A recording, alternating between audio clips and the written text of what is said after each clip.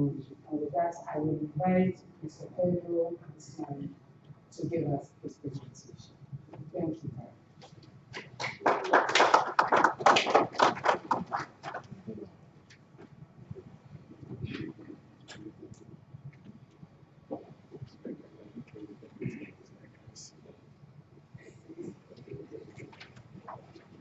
Good morning, everybody. Thanks on behalf of the World Bank for the invitation to participate in this energy summit. Let me spend 20 seconds to introduce myself. I'm an electrical and mechanical engineer from Uruguay in South America, the smallest country in South America. I worked for 20 years in the electricity company of my country. That's a state-owned company. I have been the CEO. I was the Deputy Minister of Industry, Energy and Mines for 3 years. Then I worked for 3 years in the water and sanitation business, 8 years in the consultancy business, and joined the World Bank some 9 years ago. So I joined the World Bank after working more than 30 years in the real world. So I try to present experience coming from the ability that I had, the luck that I have to work with a lot of clients, emerging countries in the whole world. I continue trying to do the same with the World Bank, but from a different perspective. So this is a short presentation about the institutional aspects to have an electricity sector, power sector. This is focused on the electricity sector, but the approach could be applied to any network infrastructure business, particularly, for instance, distributed gas or water. And it's based on our assessment of international experience in emerging countries. And I want to start by highlighting that aspect. We will refer to emerging countries or developing countries. There is a big difference in terms of the development of a power sector between emerging countries and developed countries. And the reason is that in developed countries, demand doesn't grow. On the contrary, demand in general is stable, in some cases declining due to a combination of energy efficiency actions, and in some cases the declining population. So if electricity demand doesn't grow and you do nothing, if the existing infrastructure continues to deliver, nothing happens. While in emerging countries where demand is growing, if you do nothing, you go straight into a supply crisis, which is exactly what happened in Latin America in the 90s. So that's the reason why, from the very beginning, we highlight that difference. We will refer to emerging countries, to the development of the power sector in emerging countries where demand is growing, which obliges to do things that probably you don't need to do in Europe or in the US or in countries where demand is not growing. So basically, we believe that the fundamentals of the power sector that has been running in many countries for 100 or more years haven't changed in essence. And we believe that to develop a power sector in an emerging country, it's necessary to address in a consistent manner 3 main pillars. The first one is the systematic planning of the development of the power sector and the implementation of the outcomes of the planning process. And this has a lot to do with the fact that demand is growing. In Latin America, most countries in the 90s carried out the reform driven by the Washington Consensus based on unbundling, vertical unbundling, for the purpose of promoting competition in the potentially competitive ends of the electricity supply chain in generation and retail, and economic regulation of the natural monopolies of transmission and distribution. And we were thinking the market will solve everything. If we give the right signals, the market will promote the new investments in generation. And we were happy because most countries were relying on hydropower. We were happy until the first drop came. Then we went straight into a supply crisis because the market doesn't do that. The market, the wholesale markets don't build new generation because new generation is a capital-intensive case, and you need, to make big investment, you need big commitments to to make those investments happen. So after going through a crisis, we learn, no, we have to plan. And now, all the countries in Latin America, the well-performing countries, talking about Brazil, Chile, Peru, Colombia, all of them are planning. And the most important case, Chile. Chile was the world champion of the reforms. People think that the first reform happened in the UK in 1989. It's not true. The first reform happened in Chile in 1982.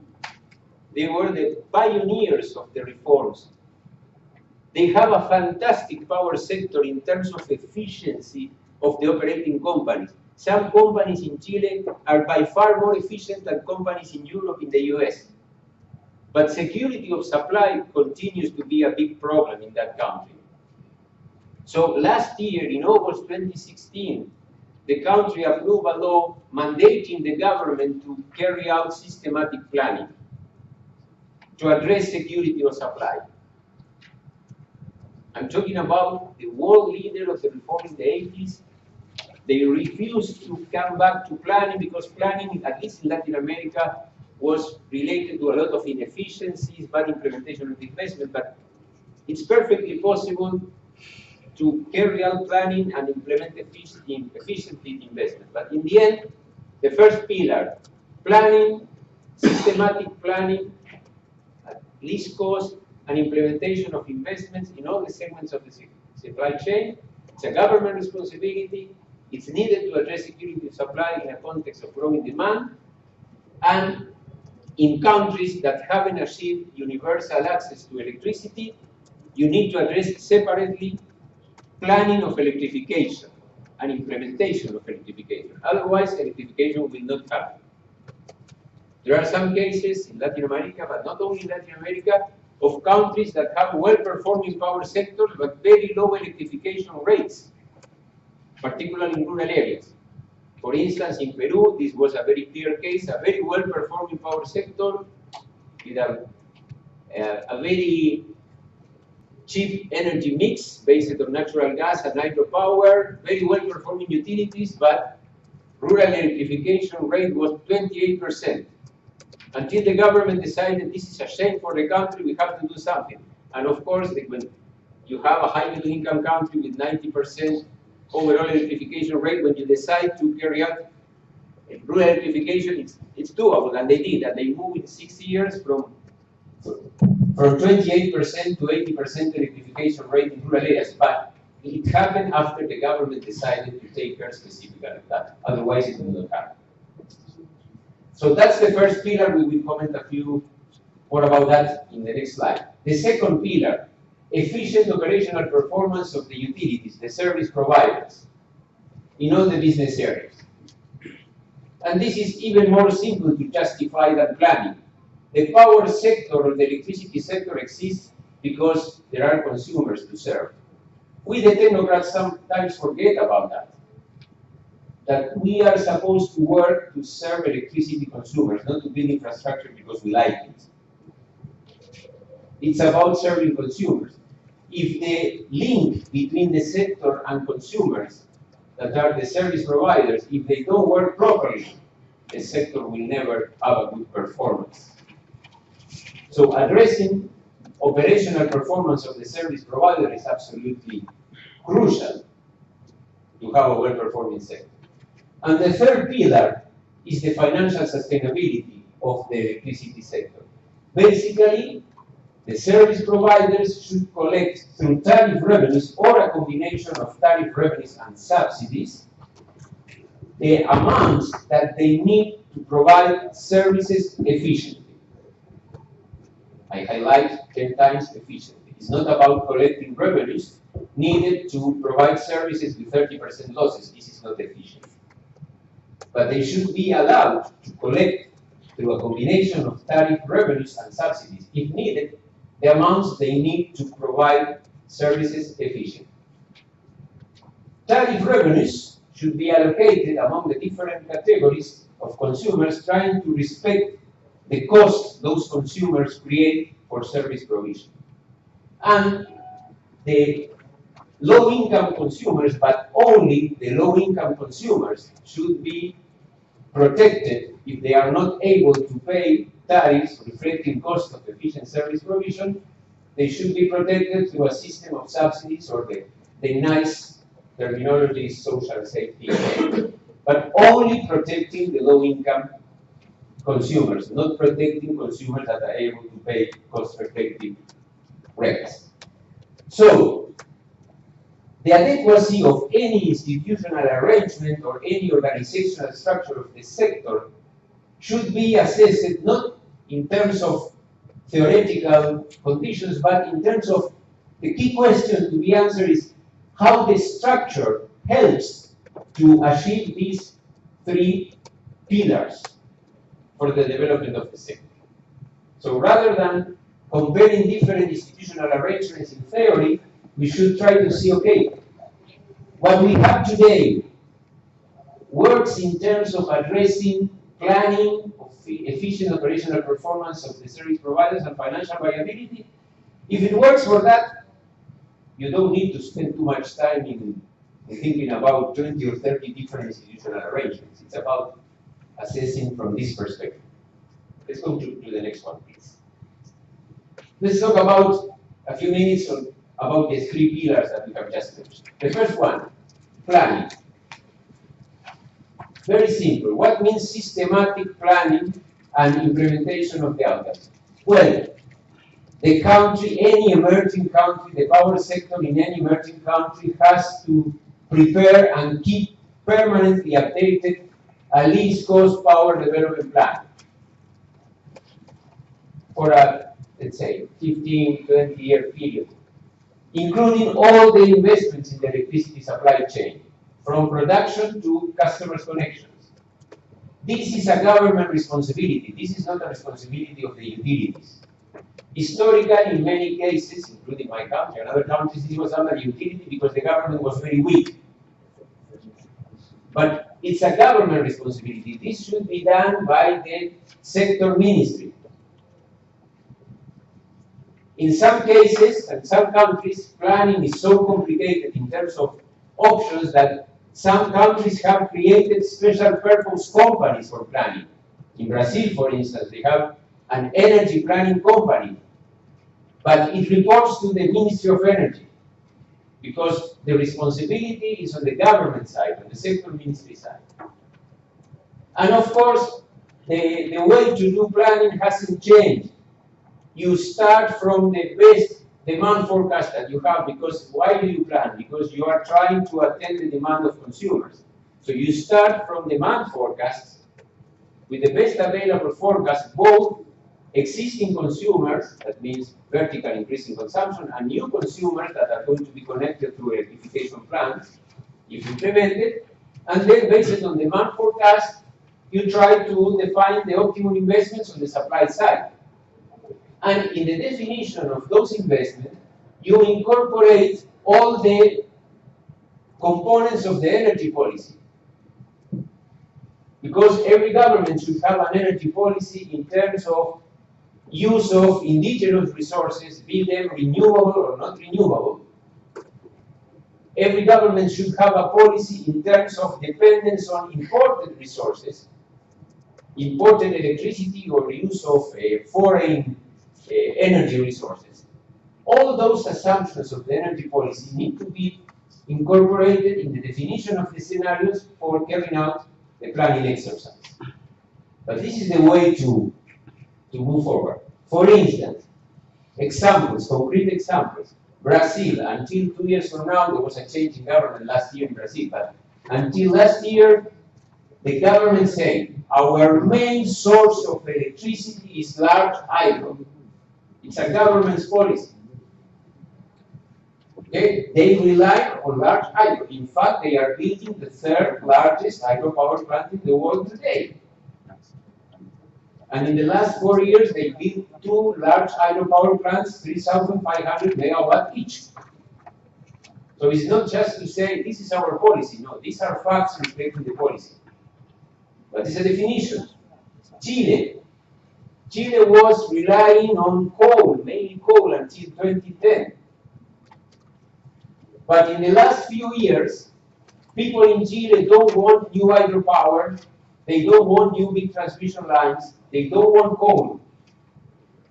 And you know, in democracy, people have a say. So today, Chile is relying on LNG, imported LNG, plus solar and wind. A mix of both, because you cannot develop the sector with solar and wind. You need to have foreign resources. Foreign resources is LNG. But this is energy policy coming from the reality, but this needs to be incorporated. Well, the plan, the least cost power development plan, defines the list of investments in generation, transmission, distribution that represents the least cost for the country and the time schedule for implementation of those investments. Least cost from a country perspective is very simple. It means least net present value of investment, operating cost, and cost of unserved energy. There is a cost for the country to have unserved energy, and depending on that cost, this has an impact on investment. This is the definition of the plan, and this is a quite conventional exercise. The second part of the plan, which is where many countries face problems, particularly in sub-Saharan Africa, is the implementation of the plan. It's not sufficient to have the least cost investments and the time schedule. It's also crucial to implement those investments at least cost for the country. Because we can have the least cost investment, but we can implement each of those investments not at least cost, but in a very expensive manner. So how is it possible to assure that the least cost investments are implemented at least cost? There's only one way to answer that question: competitive procurement of the projects. No other way. The only way to answer the question, are we implementing the least cost projects at least cost? It's competitive procurement. Competition. Otherwise, nobody can say this is the least cost for the country. Well, so basically, it's about implementing the outcomes of the least cost power development plan through competitive procurement processes. This can be done directly by the service providers, by the utilities, and this refers mainly to investments in network extension, rehabilitation, and upgrade. And it's important to use the most convenient financing arrangements available to the country. If you have loans with low rate of interest and long payback period, the typical loans that development partners, I'm not marketing the World Bank here, there are a lot of development partners, let me be very clear, but you should try to match the financing arrangements of the investment with the lifetime of the assets.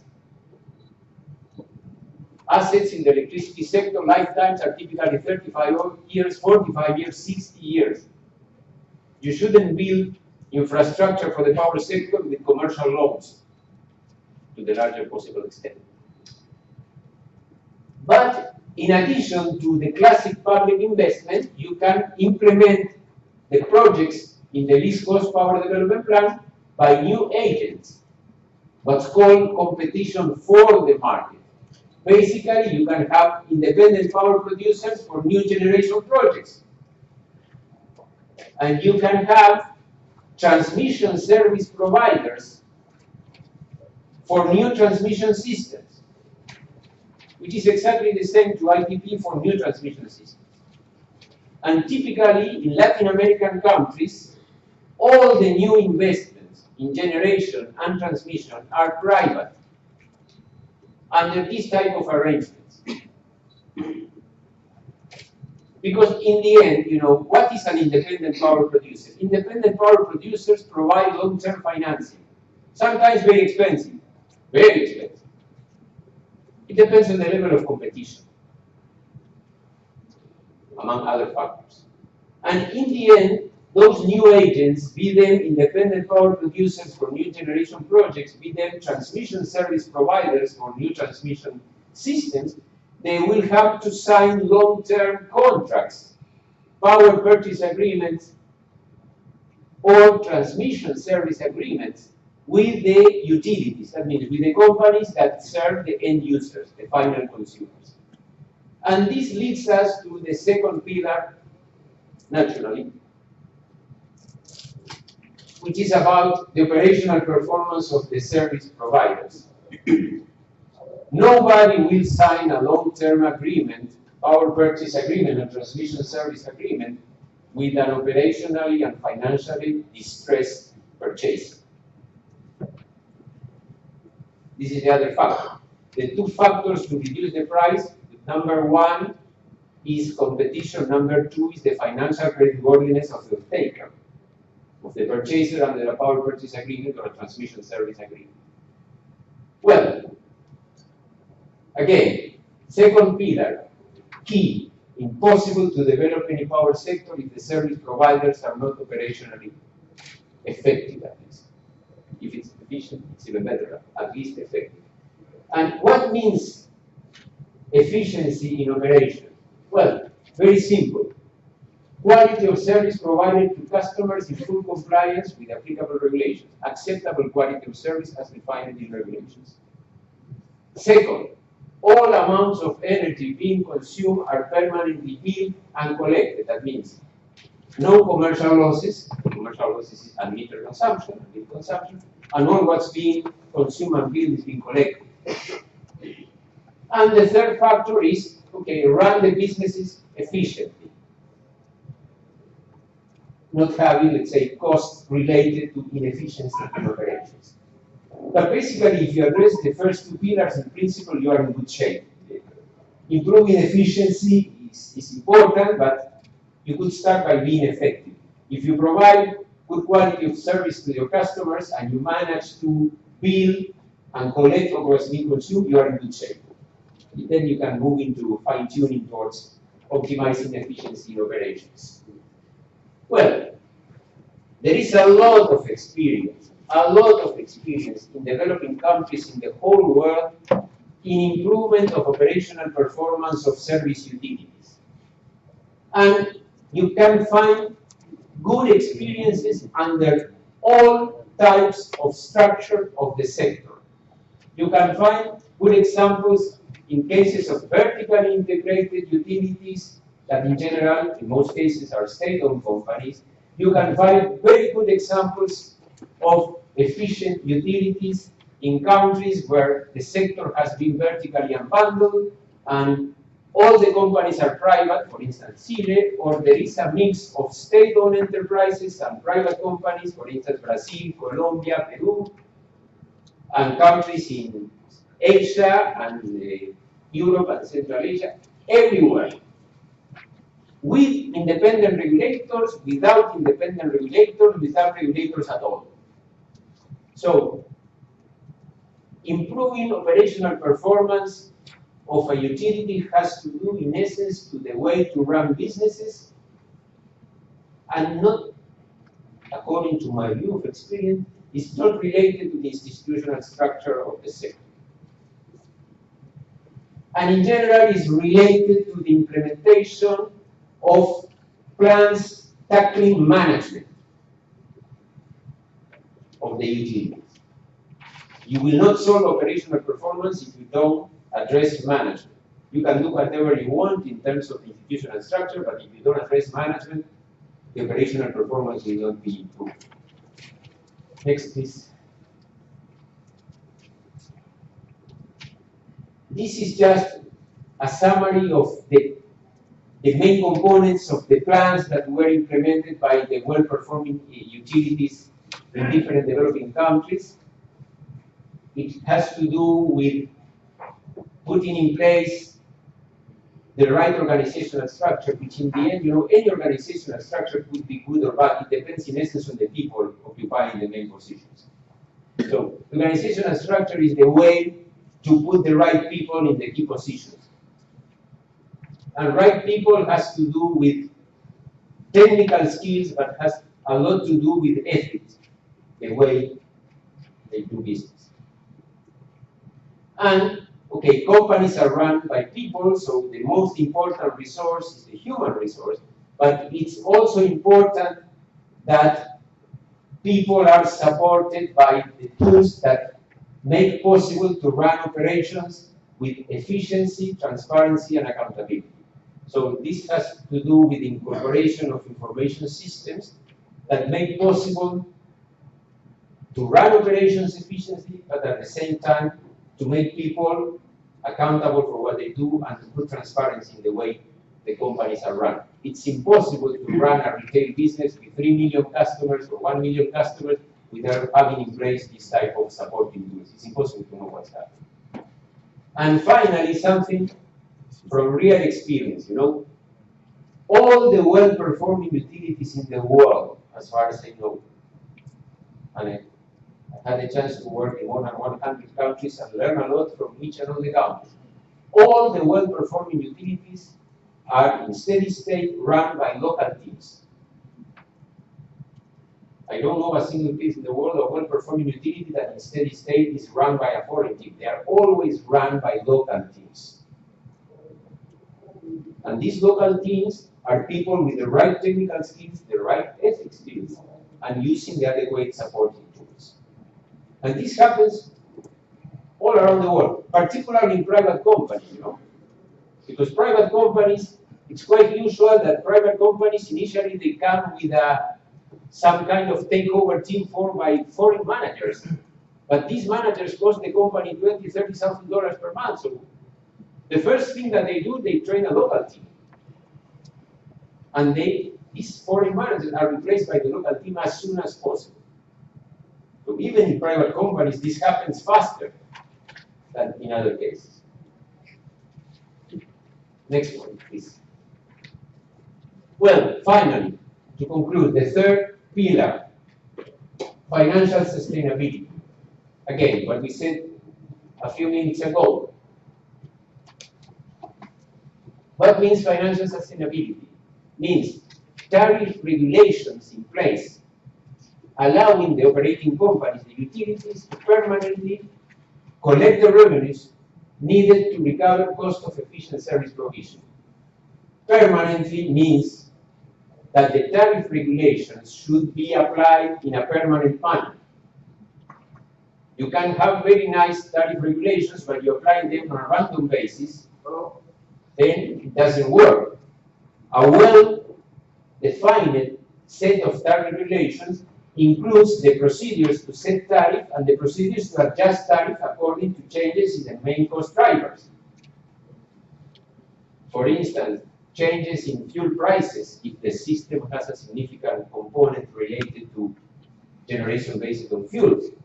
Changes in the rate of exchange between the local currency and the US dollar or euro, the representative foreign currencies. And when we say cost of efficient service provision, well, we need to clarify what cost. Are we intending to recover operating costs, investment costs to replace existing infrastructure? Well, it depends. In low-income countries in general, it should be a very good initial step if the tariff revenues allow the companies to recover, in principle, all the operating costs.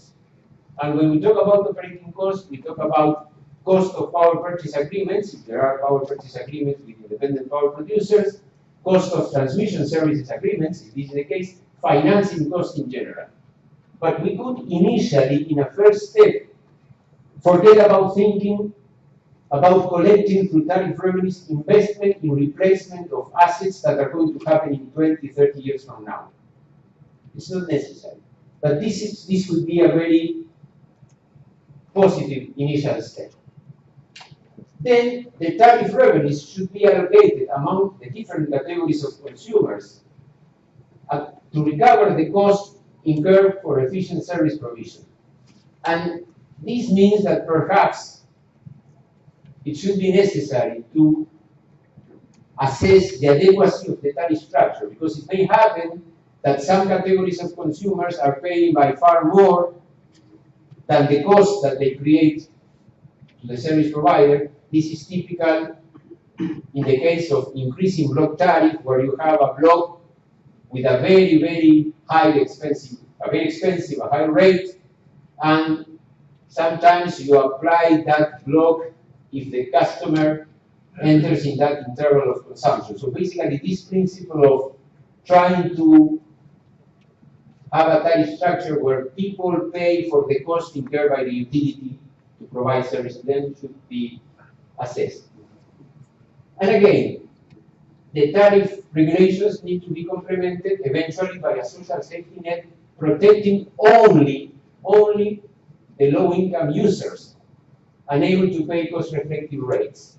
And the funding for that social safety net can come either through cross-tariff subsidization, that means the wealthiest electricity consumers pay a little more to provide the funds to subsidize the low-income consumers, which is an arrangement that works very well because it makes the power sector financially self-sustained without depending on external resources.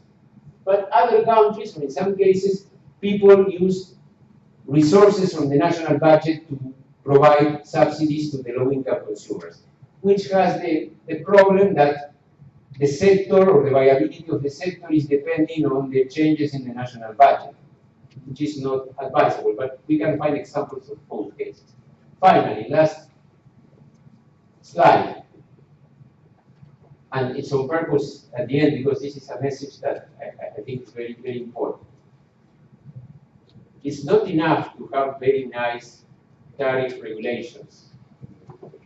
It's crucial that the tariff regulations are issued and systematically applied within a framework of full transparency.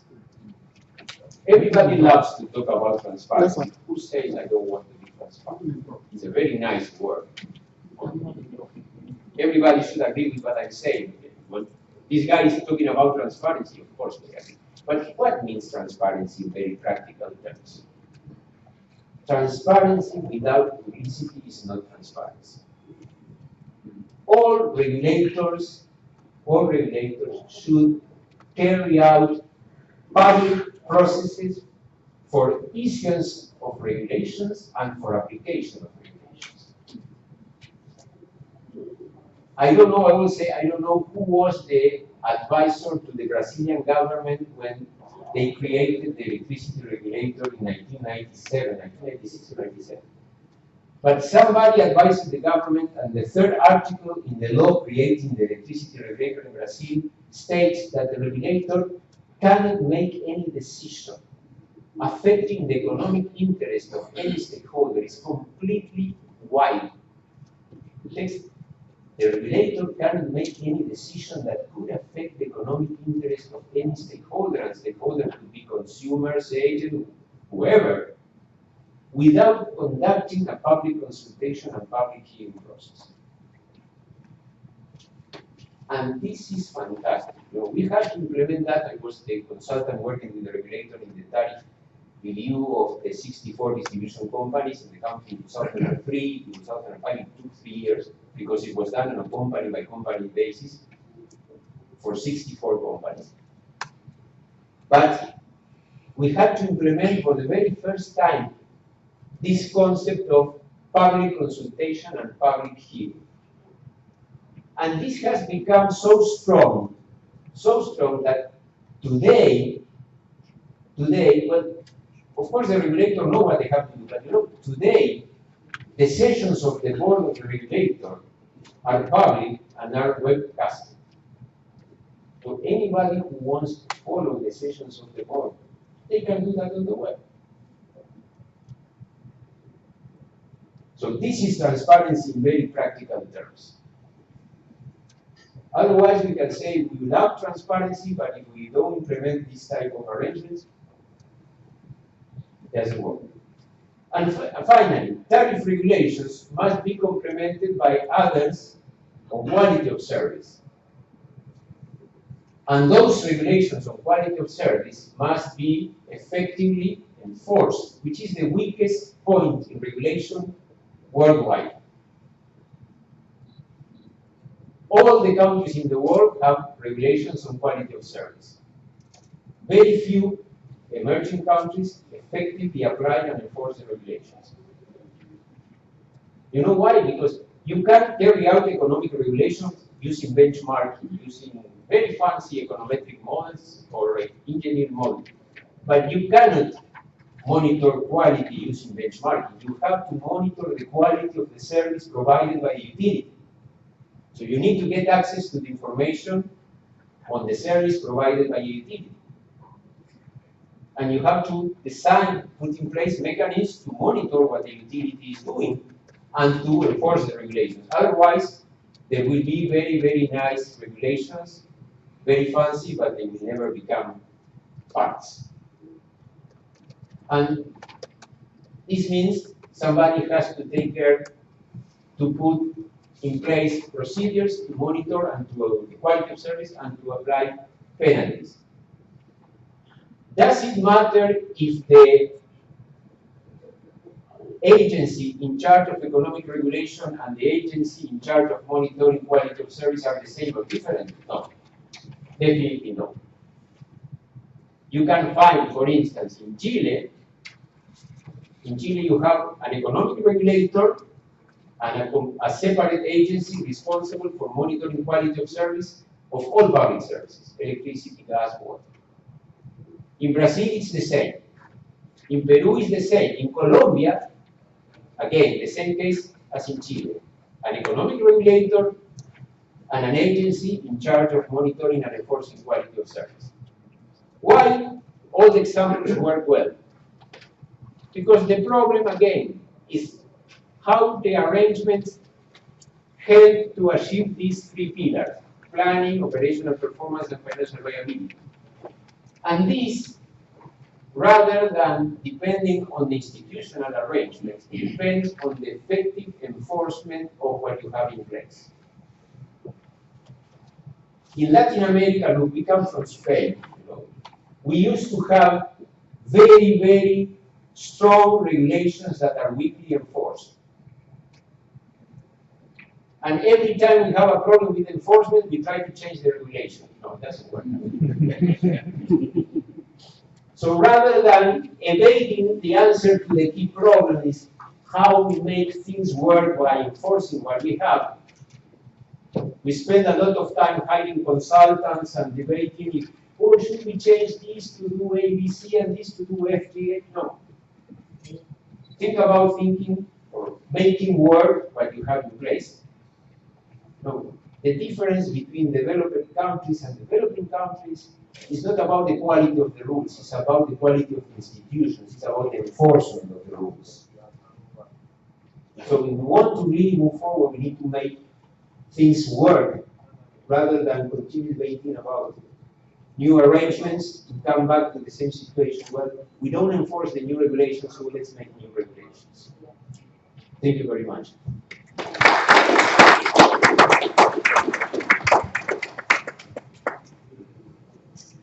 Mr. Ansman. Yeah. Mr. Ansman, thank you so much for your time. This was good. But ladies and gentlemen, when I started, I did say that I want us to have a real discussion. A lot of the things we mentioned here are things that are basic. I think it's basic to business, it's basic to living in our individual lives, in our other lives. A lot of these ideas are implemented. The question then becomes, why are they so difficult to consider or implement in the energy sector? And so as we discuss this, I want you to bring your mind to that. Let's go 4 questions deep so we can get to the issue. The issue is not about the idea, and as it said, it's not about the laws. And maybe it's not even just about the implementation. What is the problem? Where are we today? And if we're looking at writing a new story for the future of our energy sector, what are some of the fundamental things we know how to consider? I will leave that here for now and call on my panelists to make their comments on the presentation. But again, thank you very much. Bishop, do you want to start? Yes. Okay. Ishmael says I should start with the government people. Ishmael is the civil society regulator. So He says to start with the government people. Yeah, okay. So let me call them all to the table. If not, can you come, Dr. Miller Constance, can you come, Mr. Sapon, Jake, Awa, Kofi, Kwekuwati.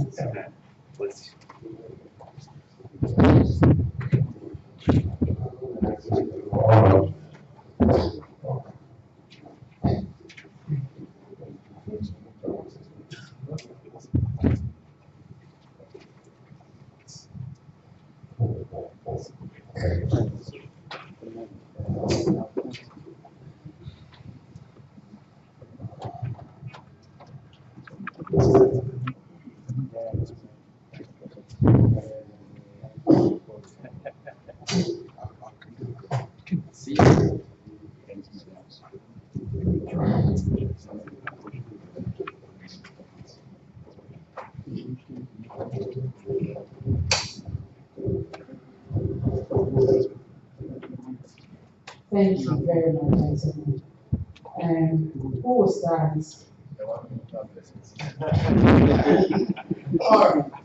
Okay. I thought this since it's too much power for the power people to start. I'm representing the people outside, so maybe I think he would be the best person to start as the power regulator. Okay, I think I will allow that justice and the gentlemen we're going to start. Everybody's going to speak and it's coming back to you because I think the principles that were laid out they apply to petroleum as well. Okay, all right. So Mr. Sapon. Thank you for the presentation. I think my colleague here said it's power. But power we use in the value chain, we start with the floor. So it means that unless he is deciding not to give well and apply taxes to power supply, which he has been doing, and we'll be talking about it. For the presentation, I think so far as electricity or community tariff regulation is concerned, these are fundamental basic principles that we believe need to be applied. So when we look at, we are talking about institutional structures. Williamson will put it that we have the overall institutional environment. I think that is what he was emphasizing. That the institutional environment is fixed over a period of time. Usually, we talk about 10 over the years. And you need to work within that institutional environment. So the main institutional structures, you come to the organizational environment. And the rules, so you define the rules, but we have to make sure that the rules work within that environment. But when you come within the sector, the same talks about, we have what we call property rights. We have decision rights, and we have control rights. These things have to be defined, especially looking at the asset specificity of the sector we operate.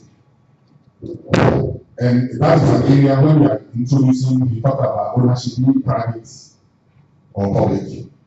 And then looking at the value chain, the whole value chain, the responsibility for who owns an asset, property rights, and who controls, who make decisions on those assets.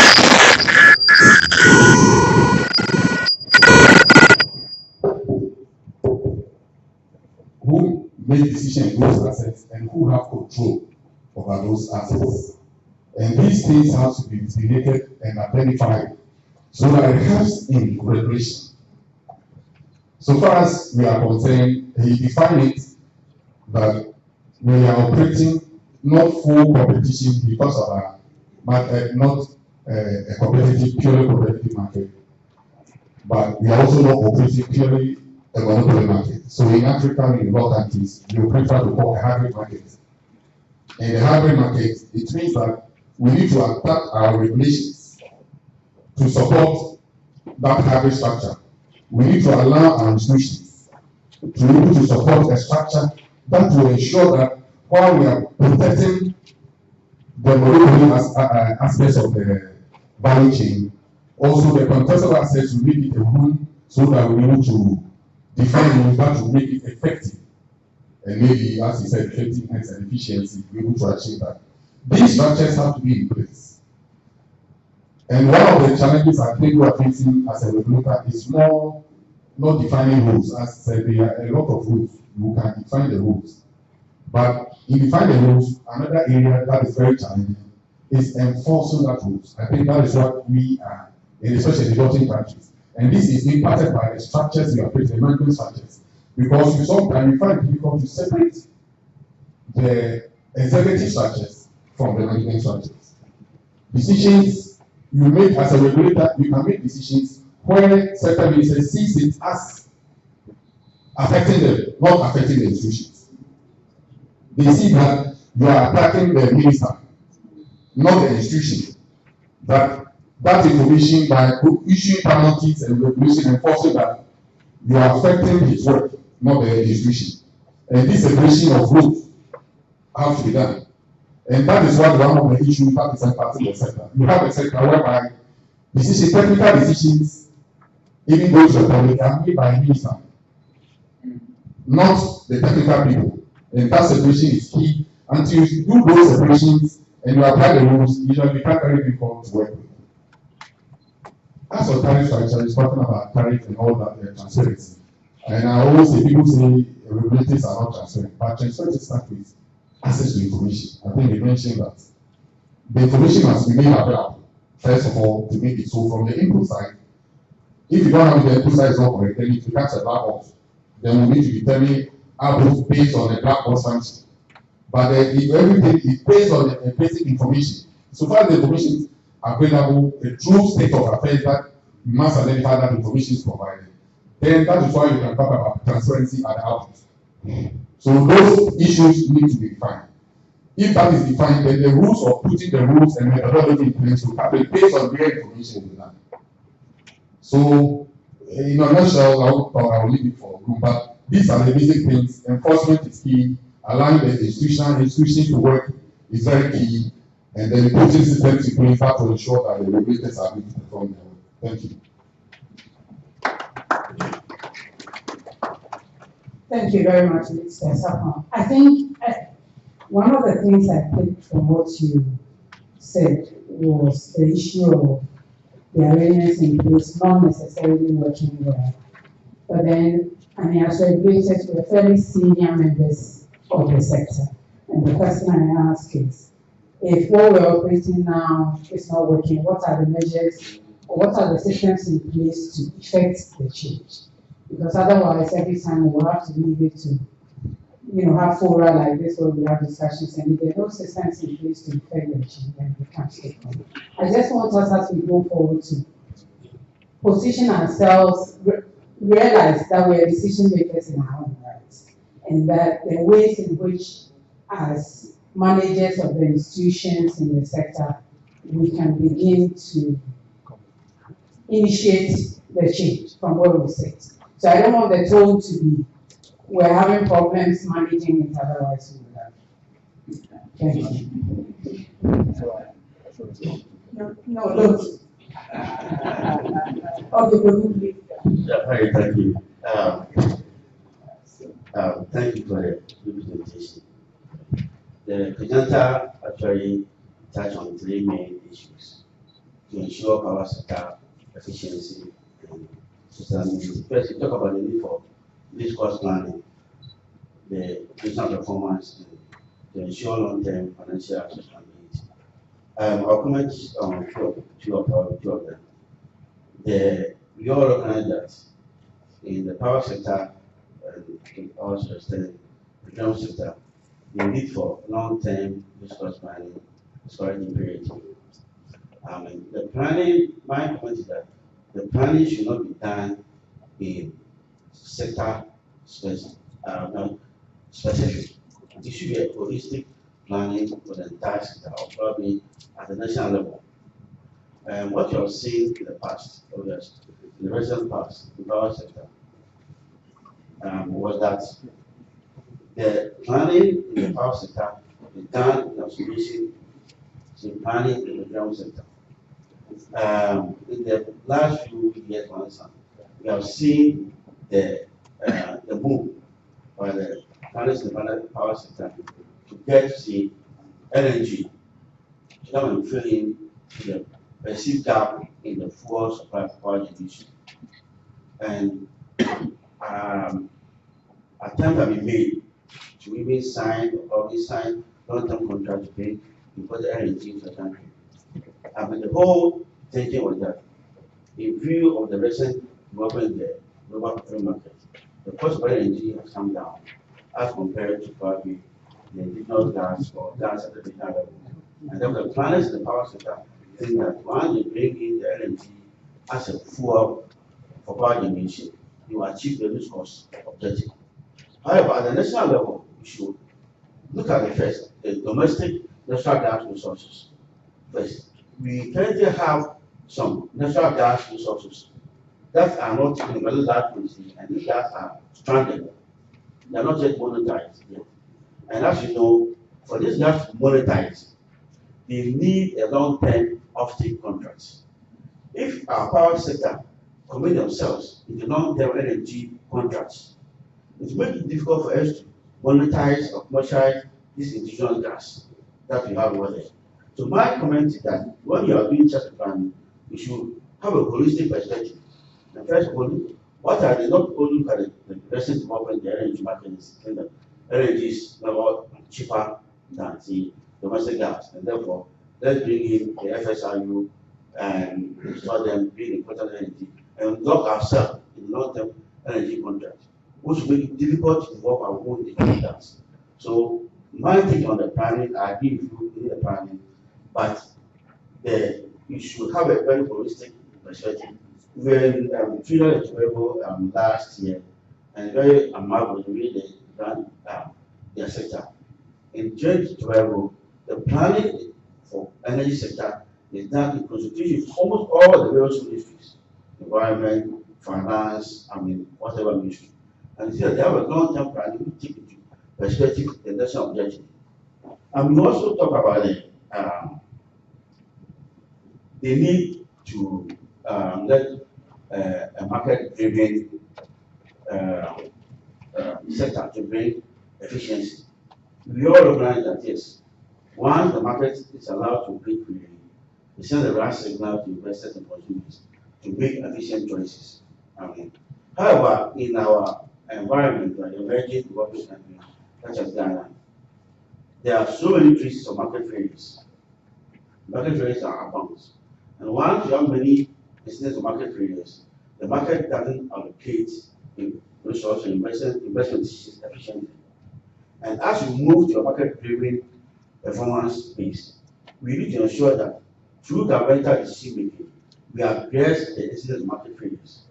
If these are not addressed, then someone mentioned there's a monopoly and others.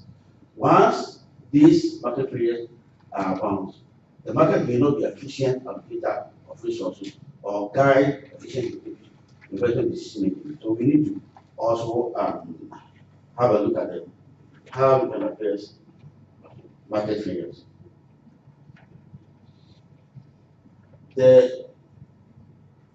He also mentioned, if we come back to it, that for the three pillars that he mentioned, financial sustainability, future performance, and long-term planning to efficiency, we need the institutional backup to ensure that we achieve the objective of these three pillars. I think that's very critical. The original theme for this session was to ensure efficient regulation and how to harmonize the institutional arrangement. I guess I have to come back to it, but it is very critical. I hear Mr. Sapon talking about how sometimes the decision of the regulators may not be in line with the decision of the sector minister or the government. To the extent that we want regulatory independence, we must also agree that as regulators, we are also there to ensure that our regulation meets the objectives of government. Basically, the regulation consists of a set of rules and guidelines to ensure that individuals and firms comply with the national laws and rules, and with the objective of achieving government objectives. So as much as we are independent, as regulators, we are not completely autonomous. And whatever we do should be in line with the achieving the government objectives. So I'll end here and come back. Thank you very much. I think we'll move on. Sorry, are you ready? Yeah. Okay. Okay. Yeah. Now what I took from the presentation is the key things about the planning side. What I think we don't factor into the planning is what's the market side. In terms of the petroleum industry, for instance, I work for the downstream, and the downstream is largely deregulated. So we have a lot of players.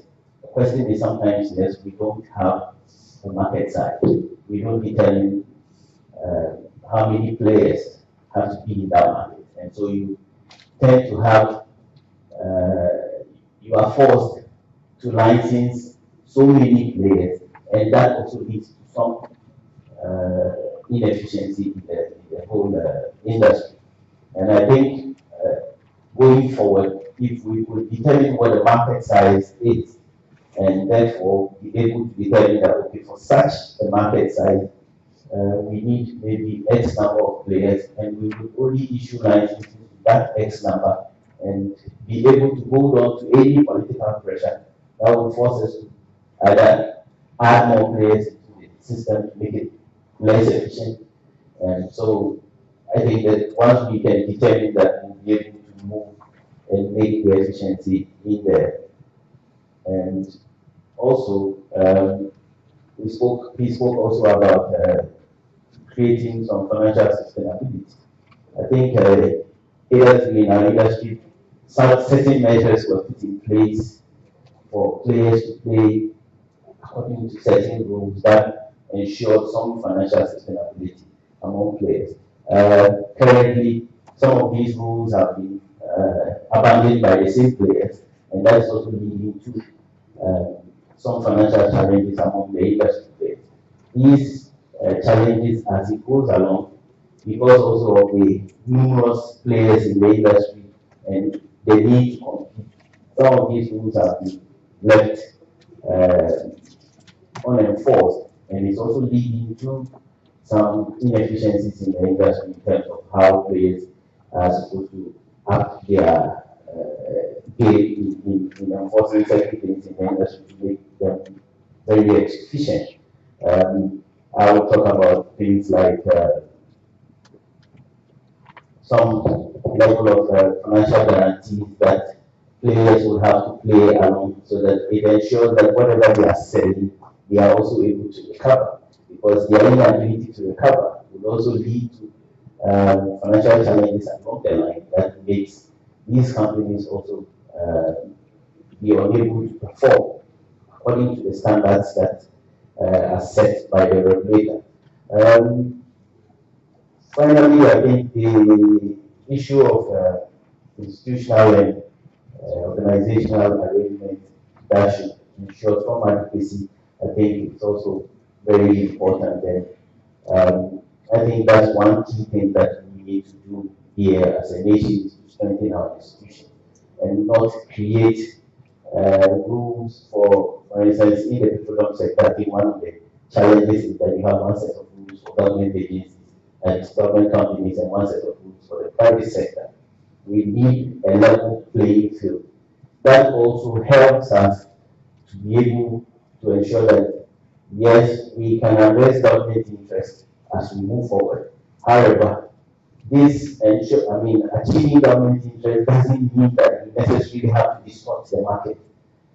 And these distortions create some inefficiencies in the market, and you realize that the same players tend to all have problems at the end of the day, and that doesn't make the industry become very efficient. So those are the three things that I took from the presentation.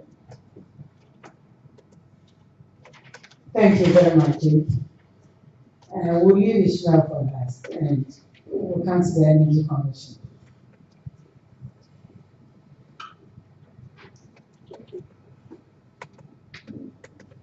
Thank you. To put a bit of a historical bent on this. In terms of the energy sector as a whole, the situation we find ourselves in now has some sort of historical context. We had essentially a state-owned power sector from head to toe, where VRA did generation and transmission completely, and the state distribution companies did all the distribution and sales. We got into a power crisis, and it became clear that much as we recognized there was a need for additional generation, as in we had more or less exhausted our hydro resources, the state no longer had the financial wherewithal to be the provider of the capital investment required to produce these power plants. And so a decision was taken that we needed to be able to attract the private sector to invest in power generation. And that coincided with what our speaker was telling us about the time where it was all about unbundling and private sector participation. And we made those changes then. In the late 90s, the Energy Commission was set up, PRC was set up, we unbundled VRA, created GridCo, so that private sector generation companies would feel comfortable that they had an environment in which they could play and could invest their money and have a reasonable expectation of getting their returns. So PRC was set up as an independent price setting regulator, the Energy Commission was set up as a technical regulator of the sector. The good news from my perspective is that that policy worked. We now have a situation, not necessarily a good thing, but we are subscribed in terms of power production. We have too many of them, which means we certainly achieve the objective of attracting the private sector. So much as we can knock ourselves on the head for many of our failures, we need to recognize that there was a policy direction of the policy decision. It has yielded the results that were desired. So that's the good news. That policy is still in place. We still recognize the requirement for the private sector to provide a significant amount of the investment required to meet our power generation requirements. However, when it comes to planning, we are a bit schizophrenic in Ghana. We develop plans. We are excellent at developing plans. We have the Energy Commission develops a strategic national energy plan. We have GridCo developing a supply plan every single year. We have the National Development Planning Commission doing planning. We are currently working on a renewable energy master plan. As you've probably heard, the Energy Minister has asked us about the power sector master plan. We have a gas master plan. We have all these plans, but it doesn't stop the shortages happening. So we do the plans, but it's not always clear who implements the plan. We talk about certain things, but we don't necessarily have a clear idea of who is going to make sure those things happen. So that's one area where there is some failure. We also have a failure in our enforcement of quality of service. We have the legal framework which defines outages, which defines frequency and duration of outages or limits them. But as our presenter shared, we are not unique in that we have not really enforced these. When it comes to tariff, we have an automatic tariff adjustment. We have a 3-year tariff setting. But we all know that for reasons which are fairly obvious, it has not always been the way one would expect these automatic adjustments to appear. So that comes back to the issue of independence. And for me, it strikes me that when we talk of independence, I don't think we mean independence from legal requirements. So our independence is still subject to the law that is passed by politicians, by the parliament. So we are subject to those laws. In the same way, no regulator or state agency can be independent of the policy of the government of the day. And I don't think they should expect to be independent of the policy, of the official policy of the government of the day, which has been approved by the popular mandate of the people. However, I think our independence is primarily from whims of political expediency. And as we know, political expediency sometimes compels state actors to, should I say, be I'm trying to find a word, be somewhat creative in enforcement of the law or in non-enforcement of the law. And also maybe to delay things which probably should happen and sort of postpone actions that need to be done. And the natural reaction is that, well, you have to follow the government of the day. But the government of the day should also be subject to the law and to the policies. And sometimes it is the role of the regulator to do so. Now, that is where we have not particularly been effective or consistent. So that is an area where, as regulators, we can also say we have not always been true to the laws that set us up or to the laws that regulate our actions. But I think in terms of the three pillars, I think it brings out the key things. Our planning has gaps because we do the plans but we don't always follow them. We have defined our quality of service, efficient operation. We have not enforced those effectively. And when it comes to the financial sustainability of the sector, I think that has been our biggest weakness because since a large part of the sector is state-owned, there has been, as I said, some creativity, or that's the best word I can use, in the way in which we have operated, where things which needed to be done were either delayed or not done at all. And that is where we need to focus. What is it that we can change? But coming to the overall thing about the sector, we have had some major differences on how the sector should arrange. And I think what our speaker has told us is not really the structure of our sector which is the problem, but it's us doing what we are supposed to do. However, there are issues in terms of the regulation, particularly of the gas sector, which is the newest part of our energy sector. The law that set up the Energy Commission envisages the gas sector and defined the structure. But there's a strong feeling in certain sectors that that arrangement is not suitable, efficient, I don't know what other word to use. And there has been some support for the idea of changing the structure of the sector.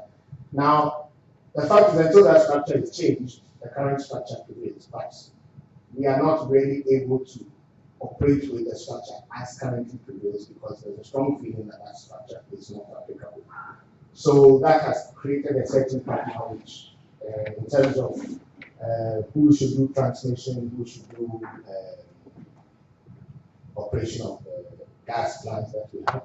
There are also issues about regulation of the gas sector. Should it be still with, if like a power-dominated regulator, that's the Energy Commission?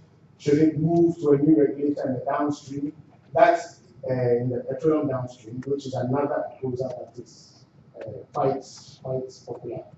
And all of these create a little bit of uncertainty as to actions that have multi-year implications. You don't sort of want to start if you're not sure you'll finish it. So some of these also create some inertia in the sector. And as things move on, I guess we'll come to those as well. So, also, thank you. I almost feel like we're having a management today.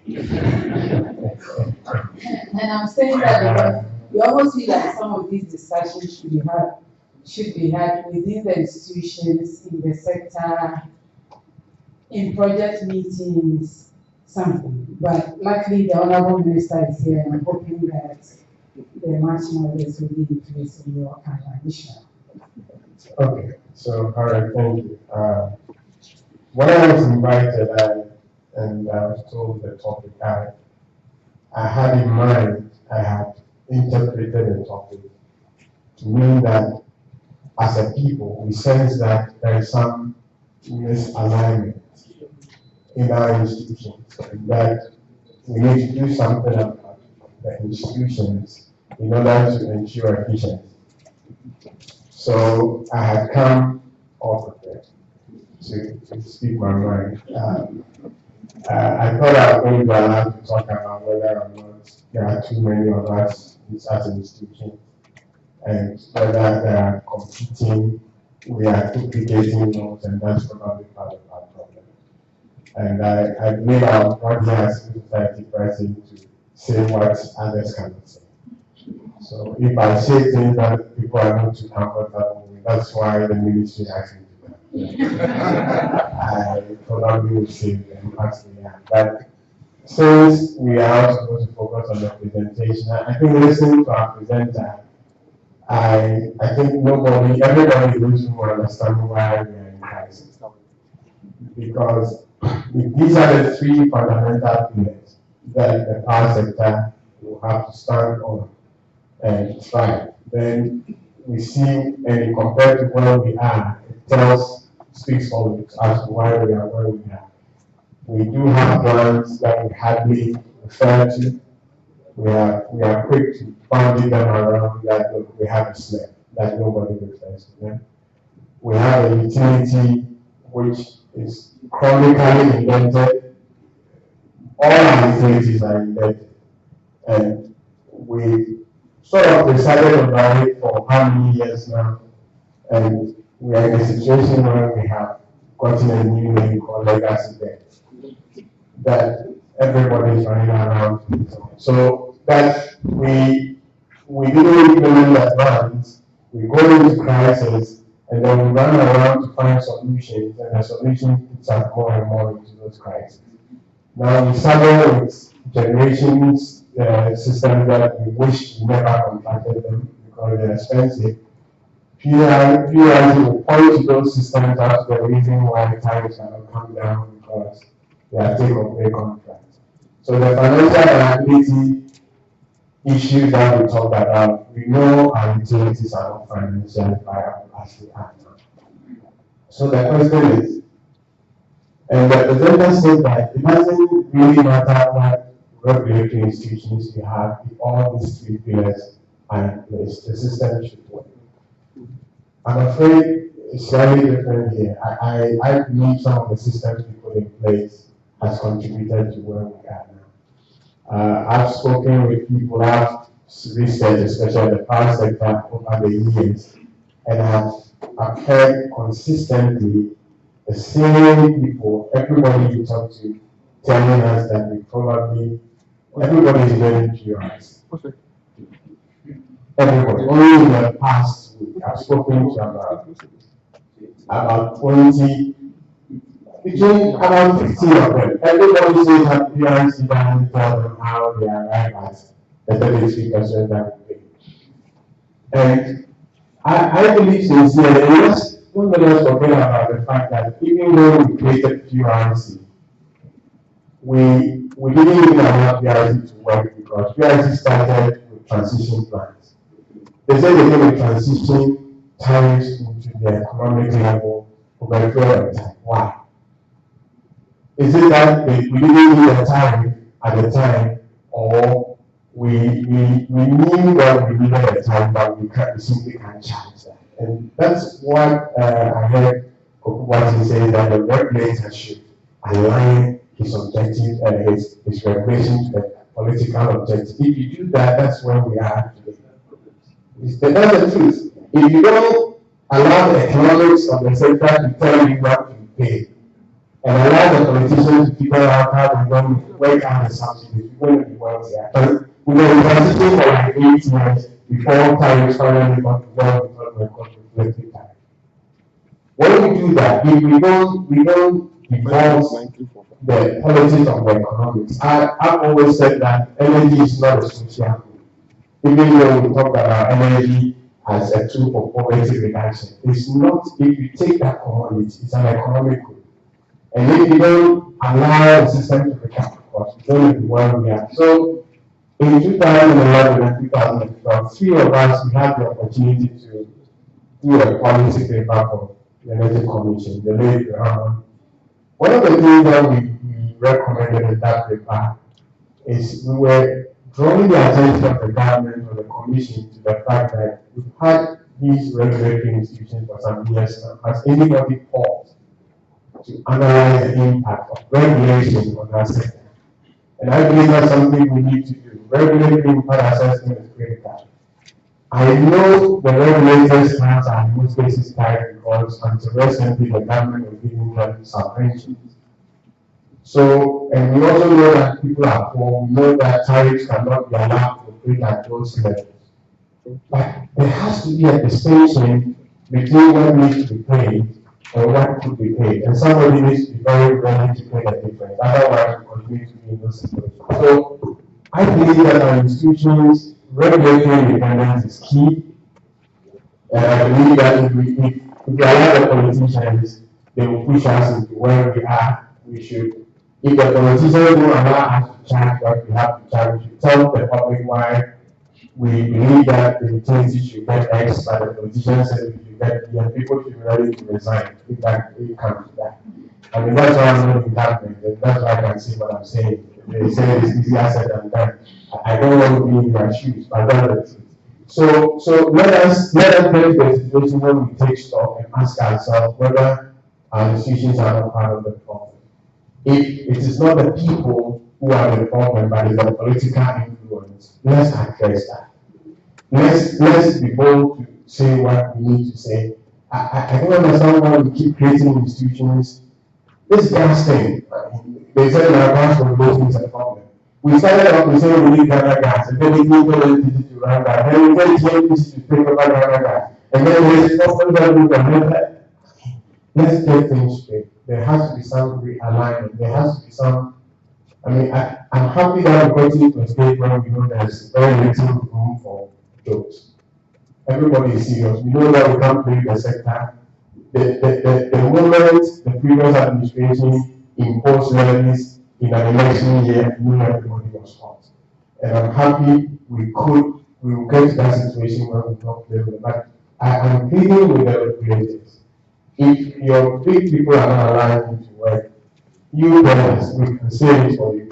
And let's say it so that we don't do things that ultimately affect the sector. And it appears to be focusing on power, and next week we have the opportunity to come to the petroleum sector. But please, in our part of the world, regulation is key. And then the independence of the regulator is critical. Ishmael, thank you very much. I'm sure that the regulators are happy to have somebody to go and say what I'd like to say. I can't say.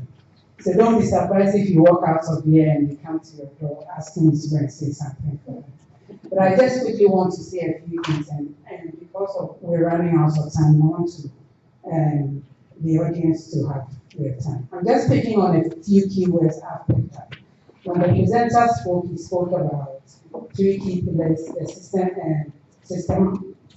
systemic planning and implementing those plans. The fact that the sector exists for its customers, to serve its customers, and financial viability. Those were the 3 key things. But there were a few things that he kept mentioning that I just put down.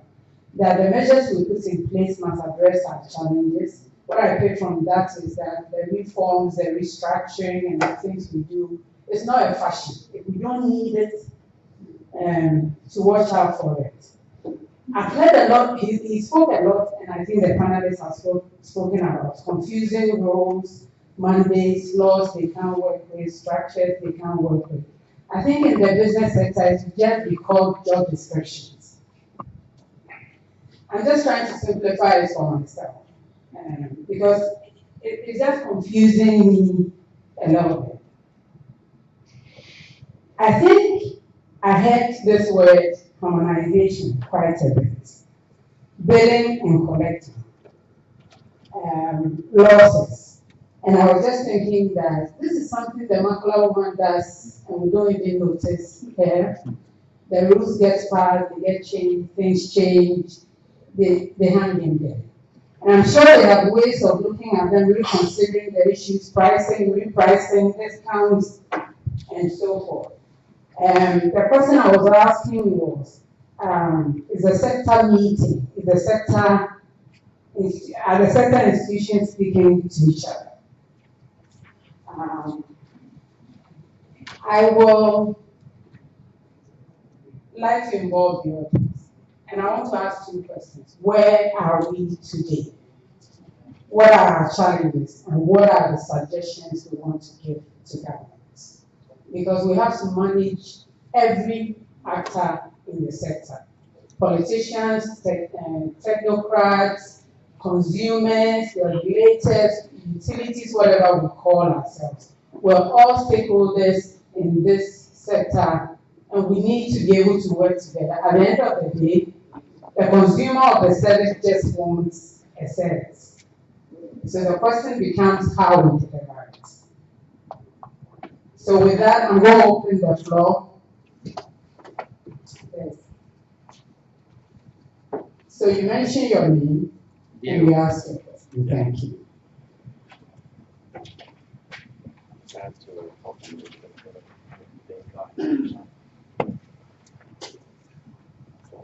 Good morning. Perhaps some people already seen my face around. My name is Diego Rivas. I'm from Venezuela, where we have a tremendous crisis, but that's another story. Nice to hear South African speaker this morning. When I was 19 years old, I migrated to the UK, where I have lived more than 20 years studying there and educated there, so I live a very British life. But my base is in Spain. Talking about the electricity and the energy, I will talk to you, my job here is General Manager of the Trigger Company.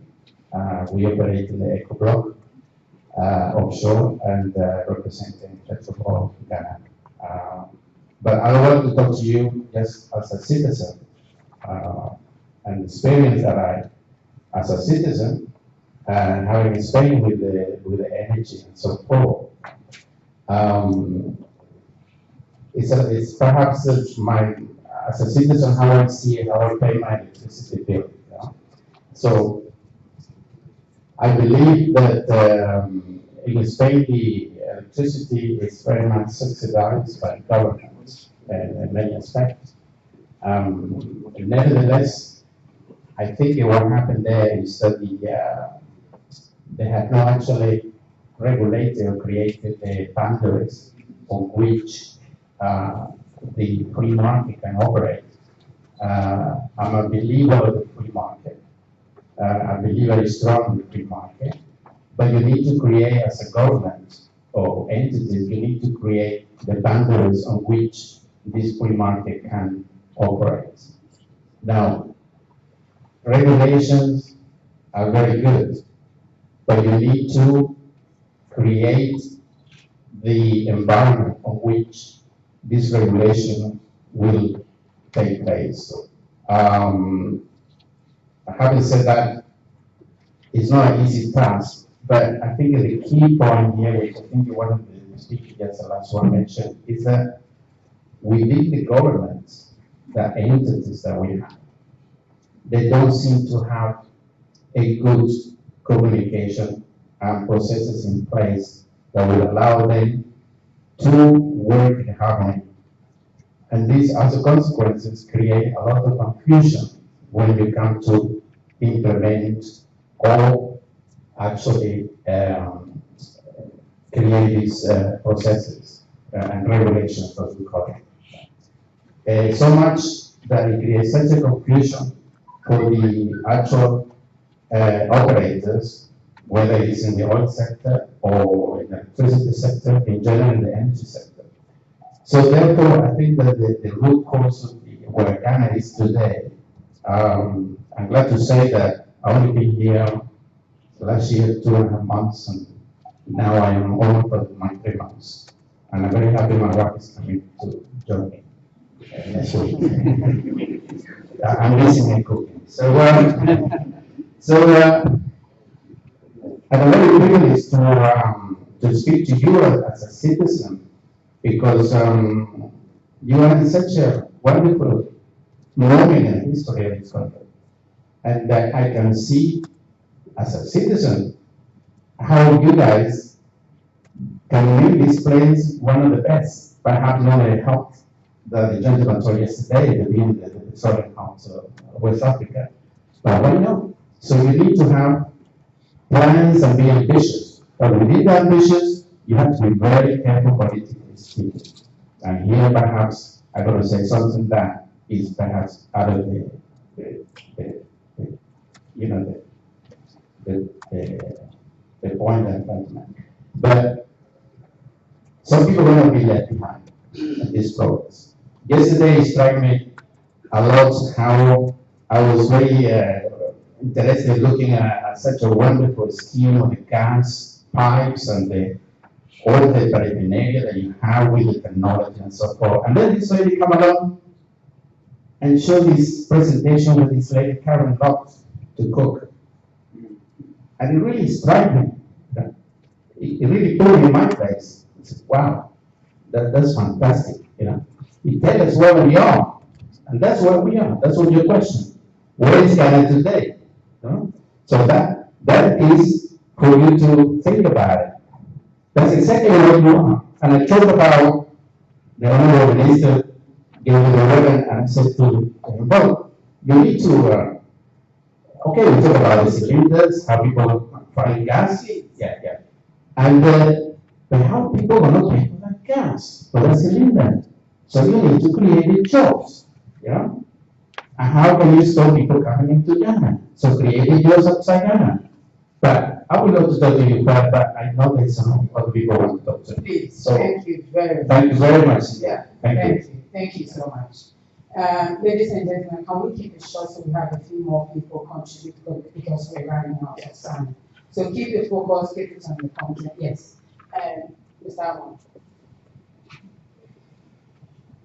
Thank you, Madam Chair.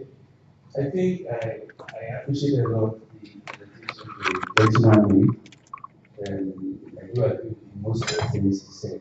However, there are few terms he used I'm not too comfortable with. I want to point out before I make other views on the other issues.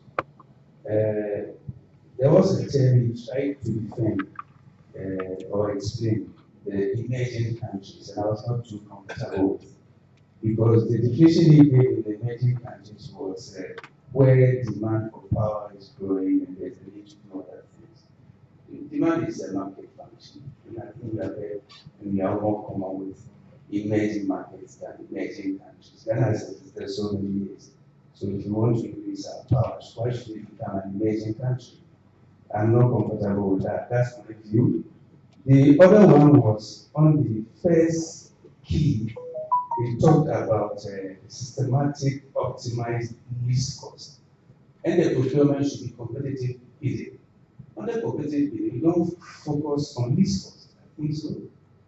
Otherwise, you prejudice people's mind that on the competitive bidding, it is always least cost. It is the most competitive price or the most competitive cost. Because if our generals pick it, and you go to most competitive analysis of people's bid, and the one who wins is not the least cost, they think you have done something wrong. It is the most competitive bid. And I think this is what we have been preaching over the years. To disabuse the use of least cost has been the best price to do things. Somebody can post least and he can't perform. Because my internal price shows that he can't perform with that price. Why should I give that award to him? So the basis is the most competitive bid. So apart from that, his presentation, I do agree with him on most of the things. But the other issues is how the regulator works with the politician or their ministry is where I want to make some comments there. Please go ahead. Yes. I think it all starts from the policy position. And we formulate the policies and translate the policies into laws. Okay? And from the law where they make the law, it's the law of the land. So when people can pay and make other promises, and they come and they want to change it, you must still point them to the existing law. So that if something must change, it must change first with the law. As the finance minister did in dropping some of the taxes and changing some of them, they first did it by changing the law. So we have no excuse as regulators that because the politicians are asking for this, we can't do that, we can't do anything. Then we are not also emphasizing what brought you into being. Your existence is by the law and enforcing the provisions of the law. I have a classical case in the petroleum sector when the then government claimed that they will bring all prices down. It is fine. That is what they want to do as a social service to the people. Who says they can't do it? They can't do it. So I talked to my chief executive that let's go to this minister and tell him that what they are going to do, it will bring cost to the many service providers. Say, Dan, this one you must do. He said, I will go. I called the minister, I had an appointment with him. He said, sir, what you ask, we can do it. But you are going to introduce a line whereby where you want to pay your price, we take differential there and we bring you a bill every month. That because of your decision, this is the cost government must pay a subsidy of financing the price there. We agree, though they didn't pay, but it was recognized as cost to government. And I believe you can do that in the power sector. Set your price right according to the parameters well agreed upon. And if there's that intervention, you find, I don't know how you would do it, you did it at price stabilization margin. Then we get that differential as cost to government every month, give you what that month's cost is, and accumulate it so that they get a sense that their intervention is costing money and that subsidy must be funded. Within that, at the long run, they have to pay and even pay interest on it. They are not comfortable to use the word interest. So they point somewhere, I forgot what is it? Residual value fund. What? Residual value. So it's like restoring the value of the So you restore the value. Yeah. And they did it. So please, let's not say government intervenes there, disables the regulators. There's always a way out. And nobody should fear that he will lose his job. Engage the ministers. They are human beings, they understand. And they will agree with you to do the right thing. Thank you. No, thank you very much. Ladies and gentlemen, this is the last. The next time somebody is doing, I'm going to have to cancel. So please keep your focus and short. Yes, can I? Yes. Good morning. Thank you for the question. I actually have a question. The question is, in the. Excuse me, please mention your name. Oh, sorry. My name is Anand Chukur from the IRP project.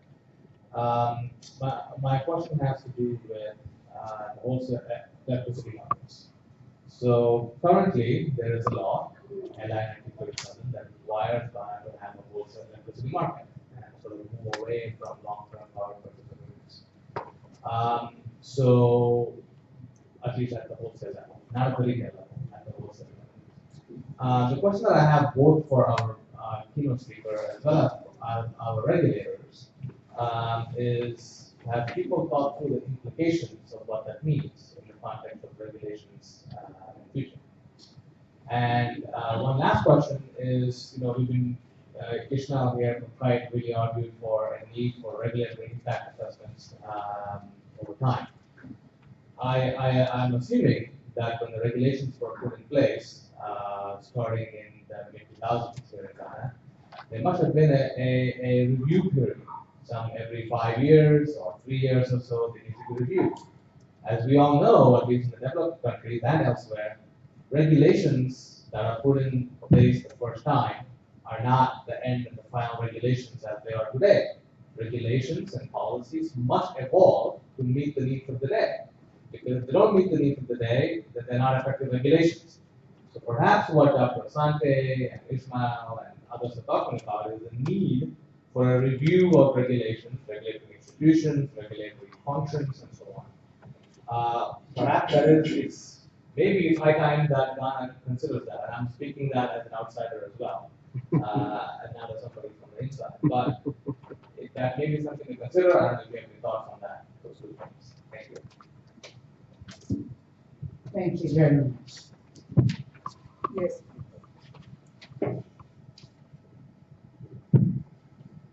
Good morning, everybody. My name is Ali Mabiai. I am a council member engineer of the ECOWAS Regional Electricity Regulator. My comment is on two aspects. The first one is considering my position at the ECOWAS Regulatory Authority. And other one is my previous experience as I was a regulator for about 14 years at the Electricity Regulatory Commission of Senegal. So considering the first aspect, I just would like to remind that the position or what we're doing as a regulator is defined at the very high level.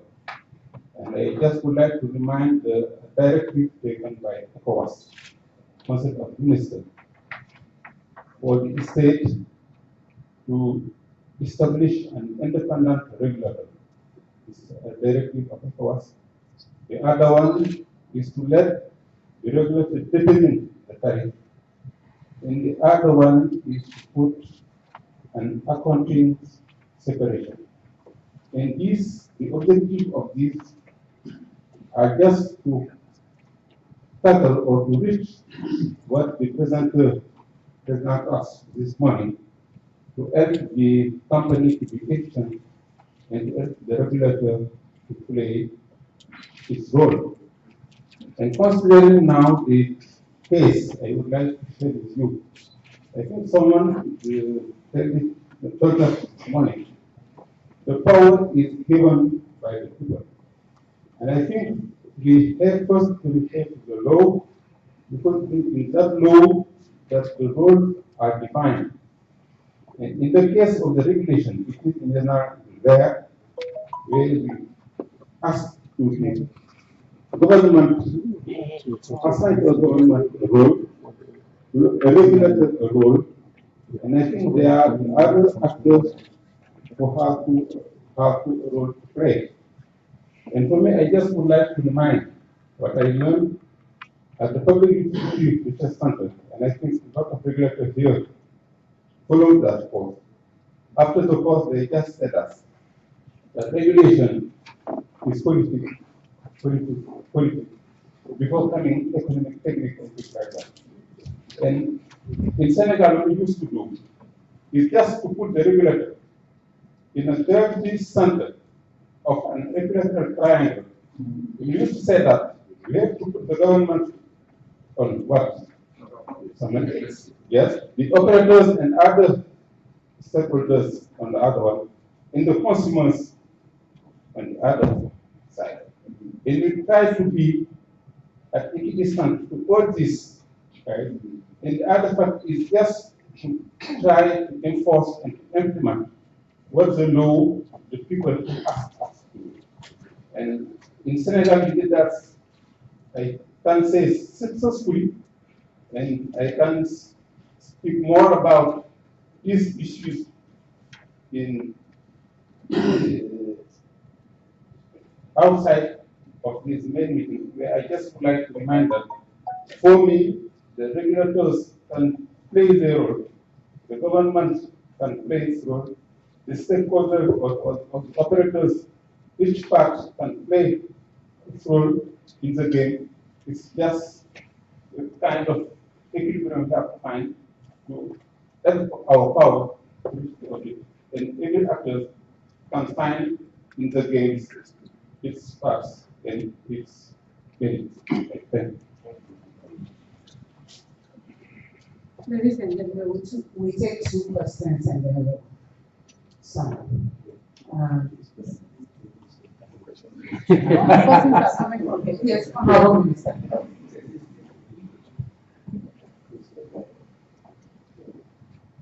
Thank you very much. It's a very exciting session. We used to be together. So. I'll answer to you.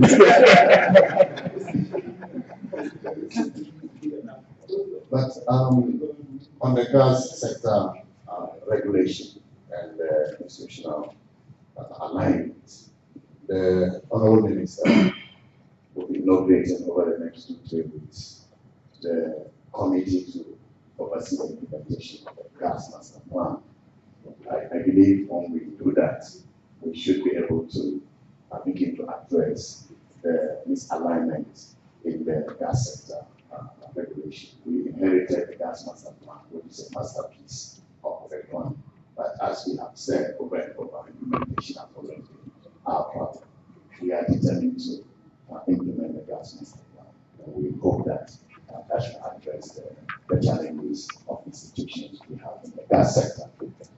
second issue is the communication among institutions. I think that we don't need to belabor the point. I do not understand why institutions within the same sector do not communicate.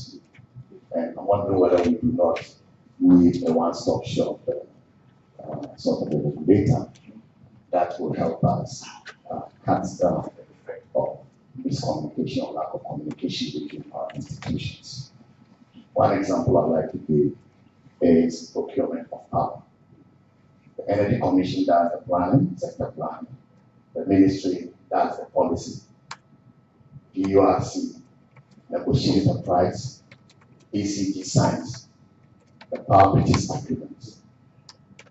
Now, according to the planners, Energy Commission, based on demand analysis, we're supposed to be achieving 5,000 megawatts of generation. The ministry took that as a policy and communicated this policy on various platforms and through various documents. Now, how have we arrived at power purchase agreements exceeding 10,000 megawatts? How did we get there? And now we have to cancel some of the PPAs at the cost of $400 million US to the government. How did we get there? This is simply lack of communication. Because if the planner plans that we need 5,000 and the policy maker, the ministry, communicated that, how can ECB sign up to 43 PPAs, committing us to over 10,000 megawatts of generation capacity, inconsistent with the plan, inconsistent with the policy?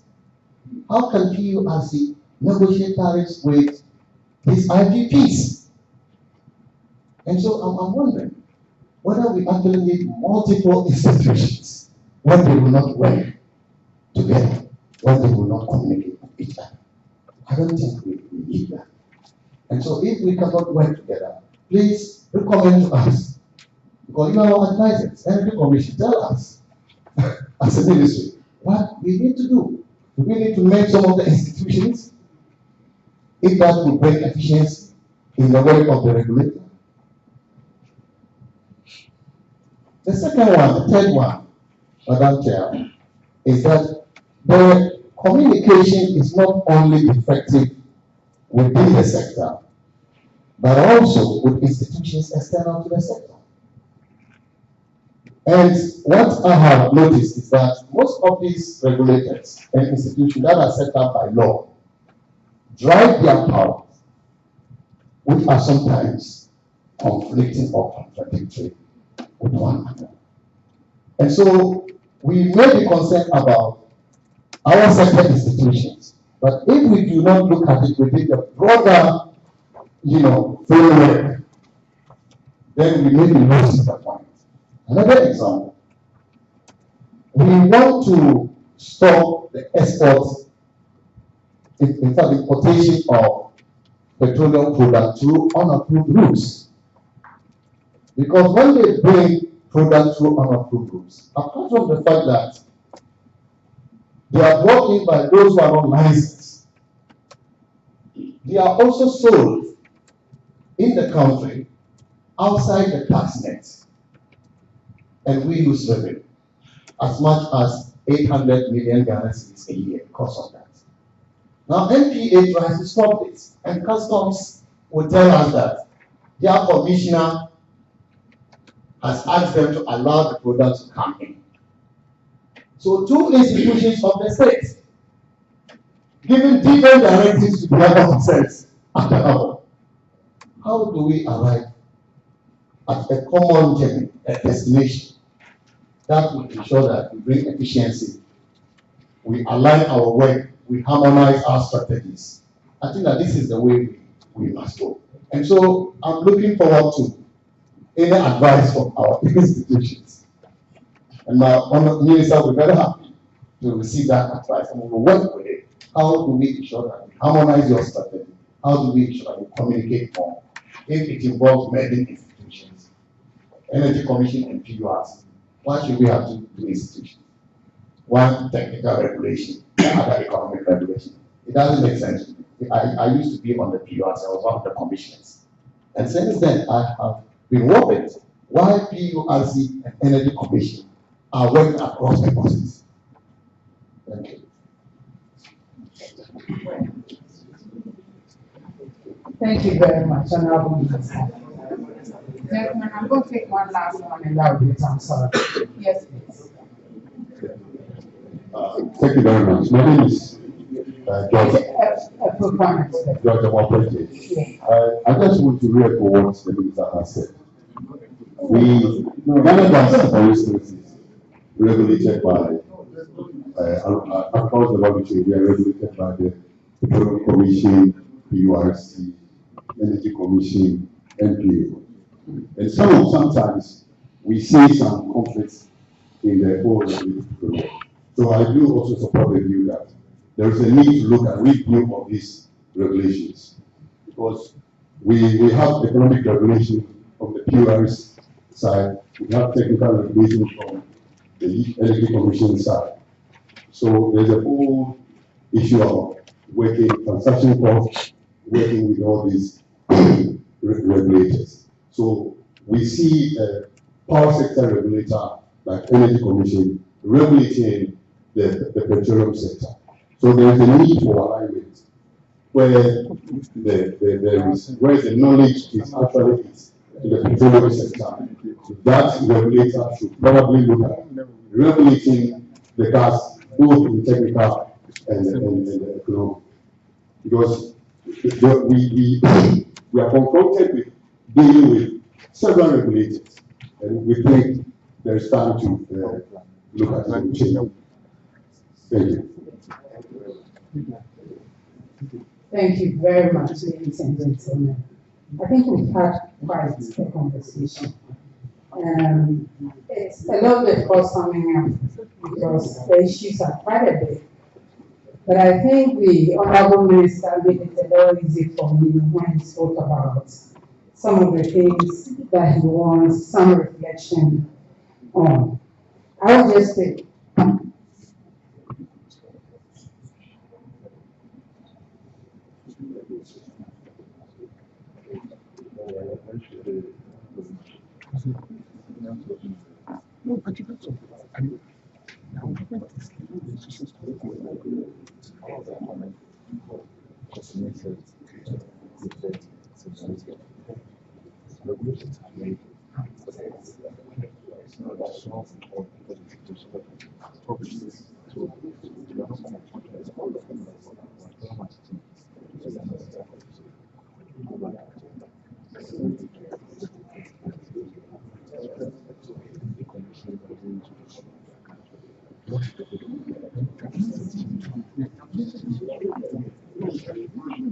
okay, a little miscommunication there. I was told that we were supposed to be finishing at 11:30, but I'm told that 11:30 was supposed to be our tea break, and then we come back. If we would like to have the tea and come back, or we want to finish it so that we break. What do you think? Sorry? Tea break? Yeah. Okay. So then let's take our tea break and come back. So tell me again, so but it's gonna yeah, that's right, yeah. Your first one is that it's going to your first one is that I mean right. For seismic, then this is seismic. This is For drilling. yeah. Oh, for drilling.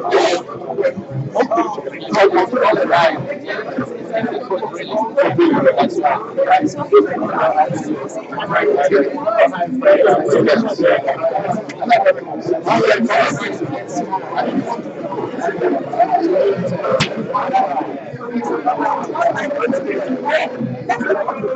What are you doing? I think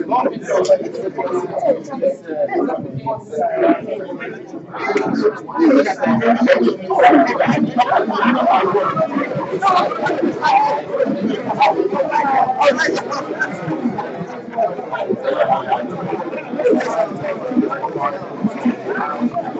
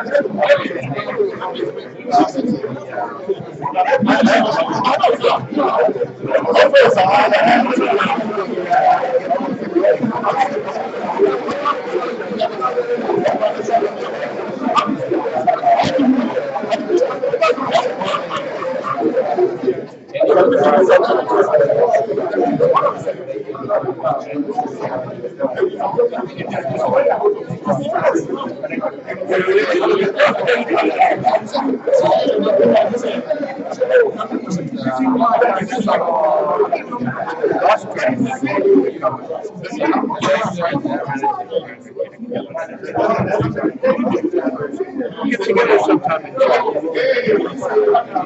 Where's your office? My office is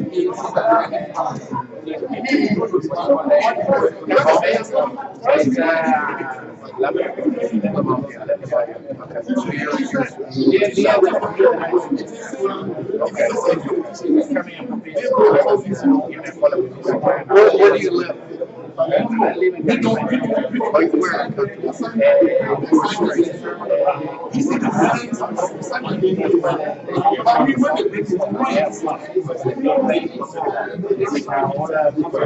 Oh yeah. You live in that complex where they have like so you come out, turn left, turn right on the 6th Circular Road. You're very close to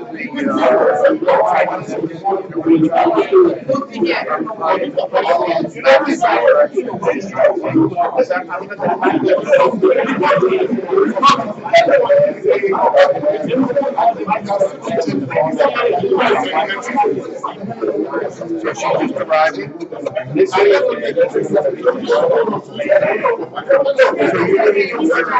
is now Spain.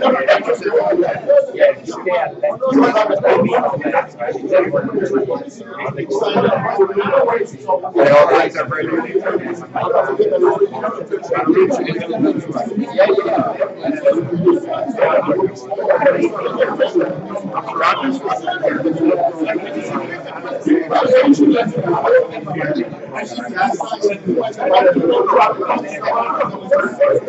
So all of your family is someplace else now, or you still have family there?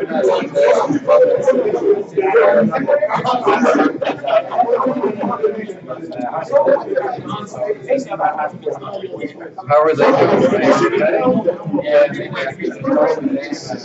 Very difficult. You know, a country that was running pretty well, and then they put the wrong president, and it gets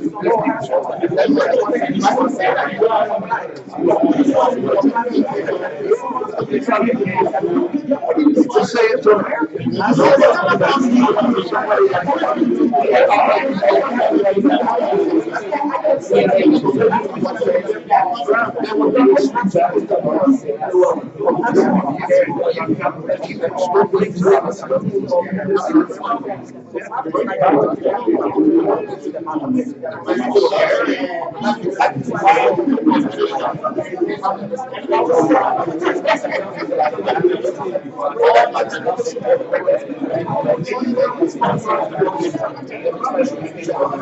Non-American.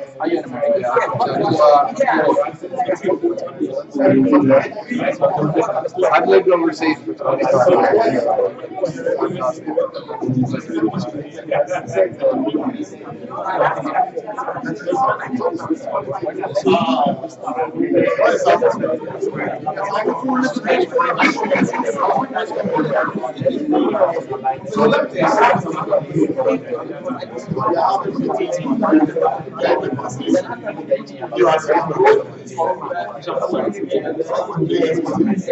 Travel inspires all the people. You need to know what working for us. Because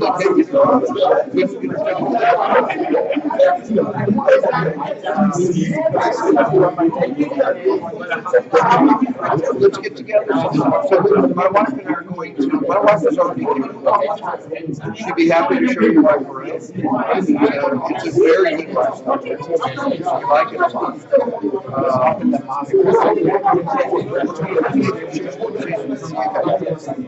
So let's stay in touch when she gets here. When she arrives,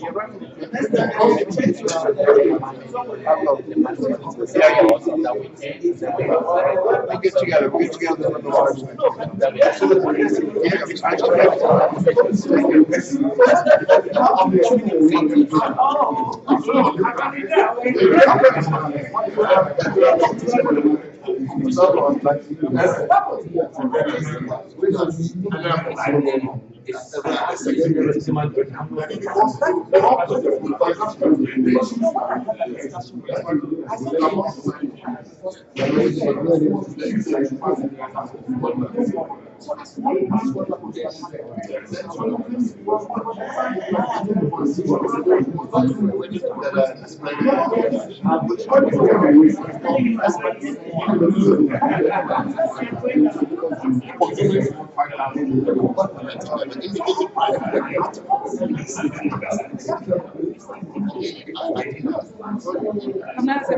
Yeah, very well.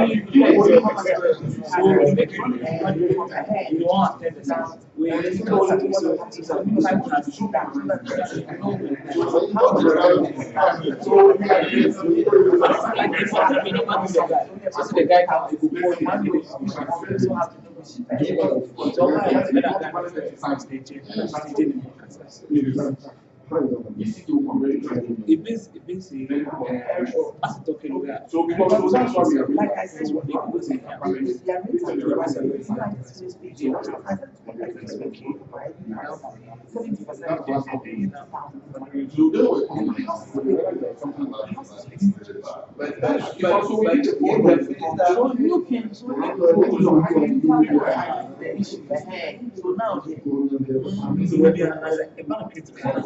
so yeah, because I was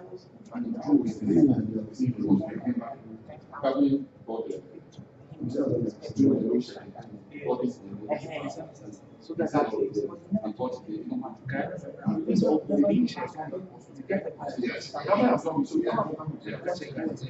So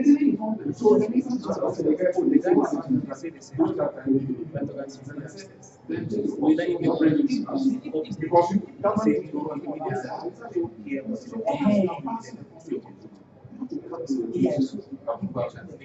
then that's why it's only here for you. So people have this one. So I feel that and so that some of these people are so I was thinking what I go and talk to the guys in the building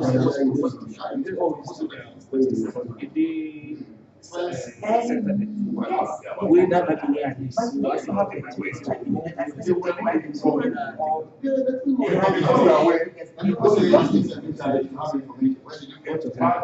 but some of you keep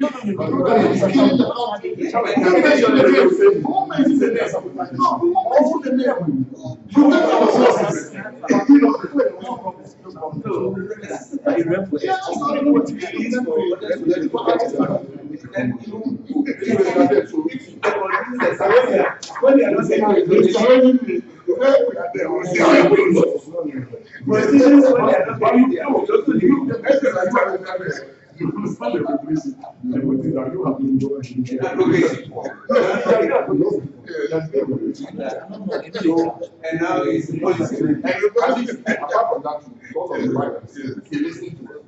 Yeah. Some of them because that is it becomes a form text. Yeah, it's listening because this will be all family what the things are. We have some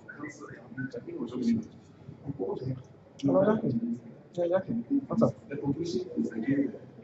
Yeah. Where are you going? I got the meaning. We're happy to see that your conclusion is different from the recommendation. Okay. The right is not coming right.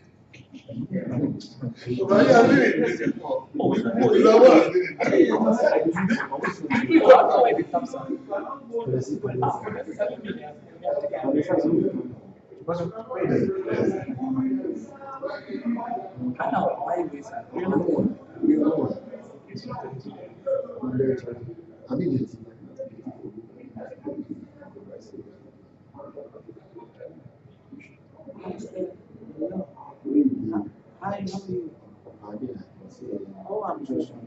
I just wanted to find out. As in, speaking of the case from Canada. Oh, yeah, nowadays we see them Canada. I just wanted to be sure. That's what I want to do. Now they take you never give the guy. Yeah. So say it will talk plus you, then you the amateur. We make a talk plus what happens.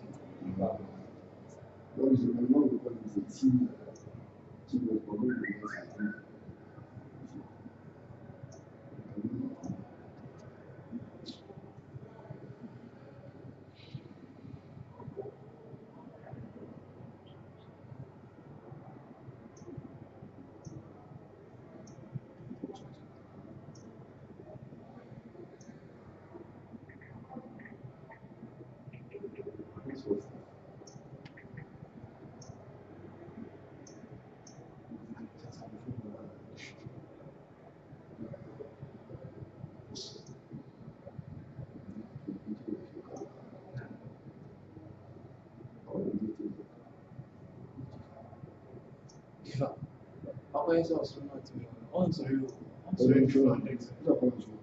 You should not be bet. Tenga. Unless you lie.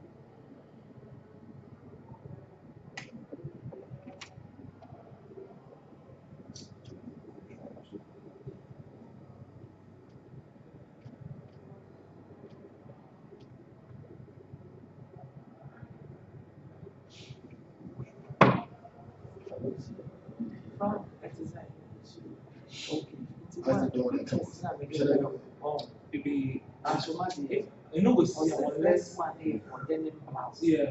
So go on, show you Denim style. For denim style being on the back. Pictures on the brown. And now denim the any first one.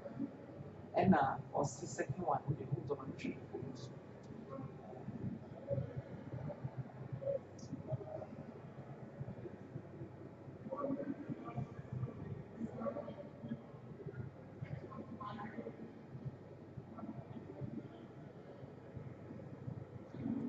Hello.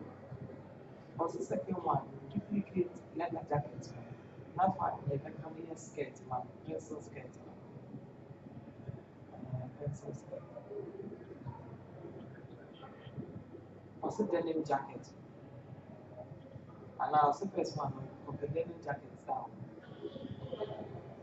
Now second one for denim kind. Angelina, they send in a trench coat, some trench coat. And they need to, because of everything, what it is. It's in the send you two fabrics so that we make it. Now they are here. Well, into your say,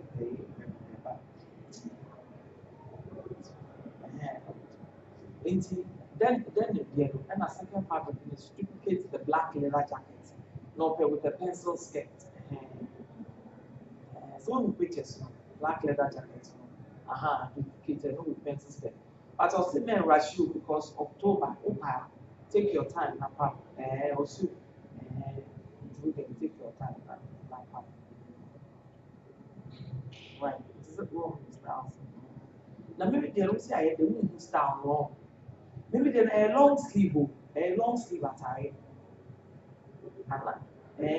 But a flare on the waist. Now as a shirt dress, but a flare shirt dress.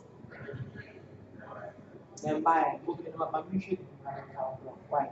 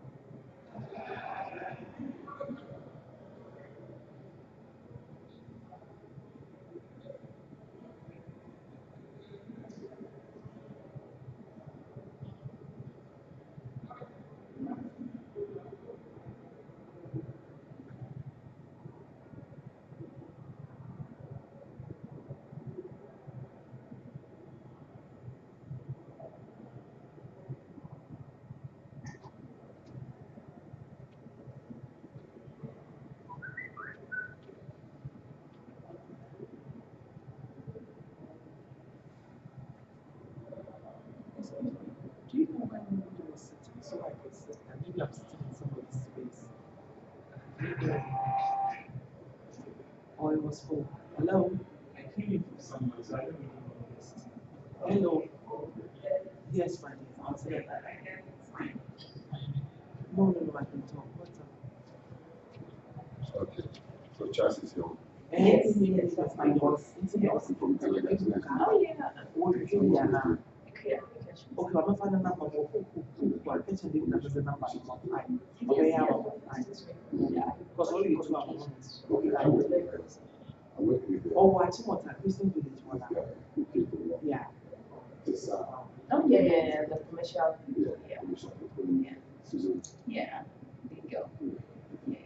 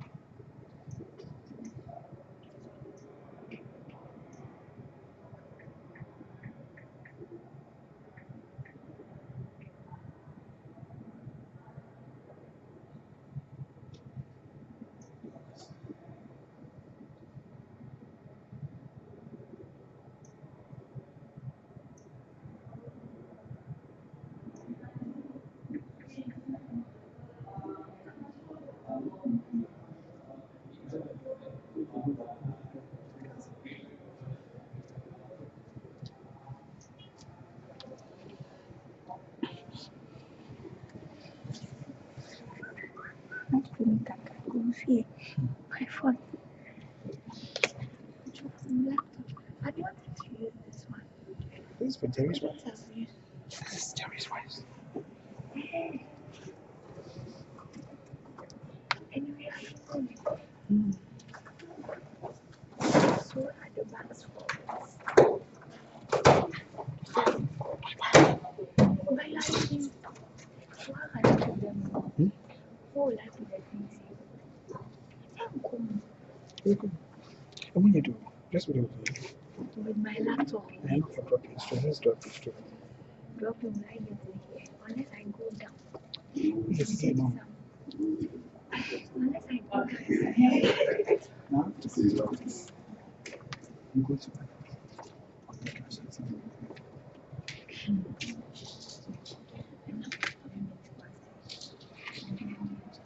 Hello. Hi, I'm upstairs.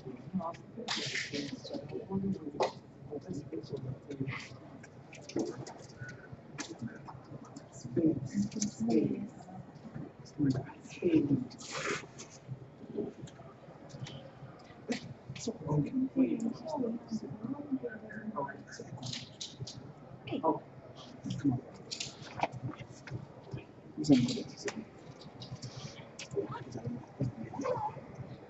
Mommy, Wi-Fi.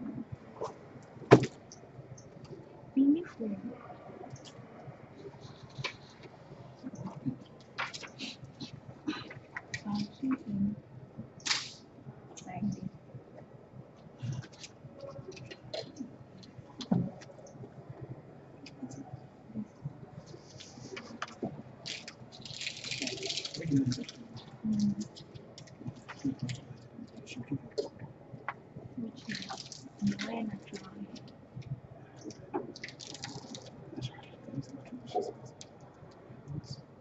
Something like this.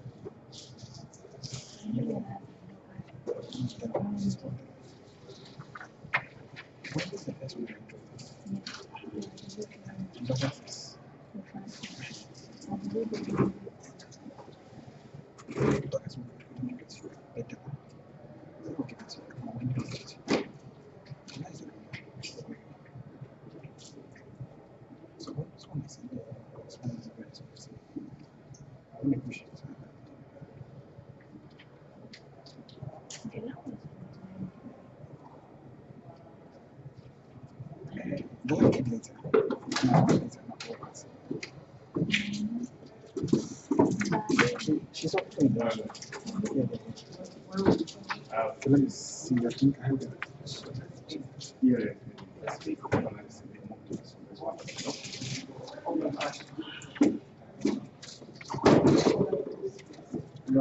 One office.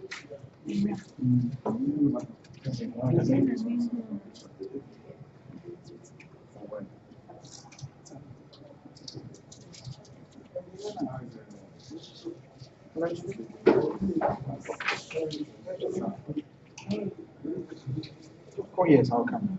Very soon.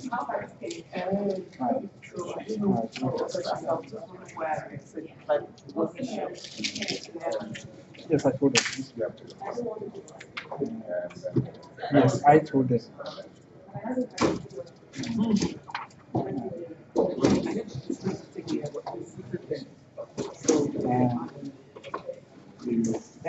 I told them to now we funded everything. So that's what we said now we pay the training through Mama. So we should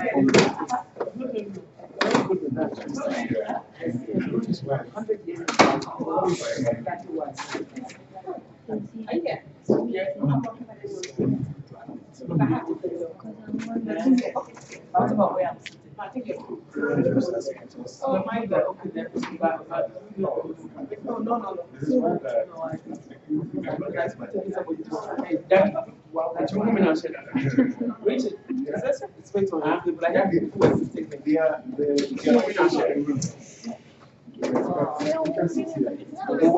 Welcome to this city. Yeah. Wi-Fi. Maybe I'm in confused. But why you there? And I think then you come anyway. I send it.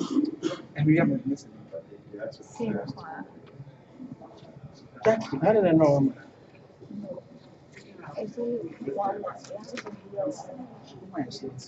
Send it.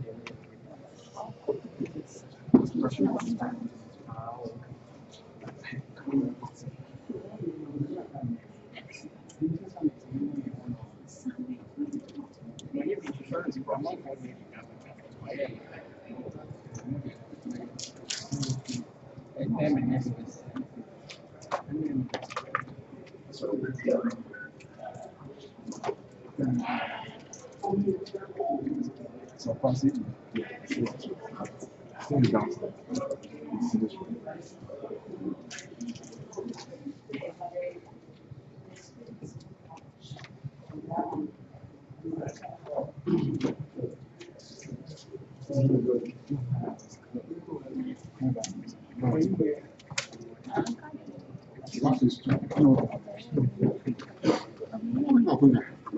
Jackie, what's this? How much?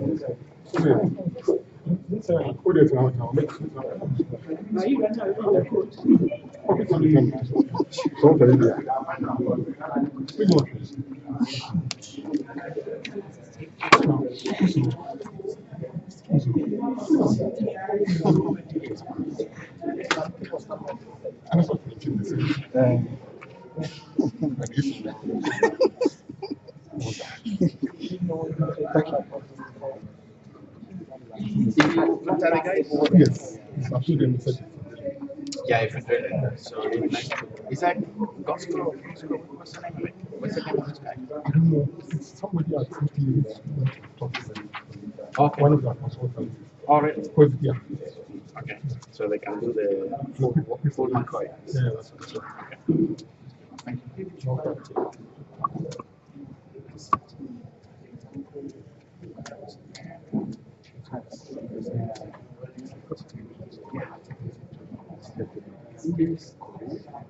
Yes, cool.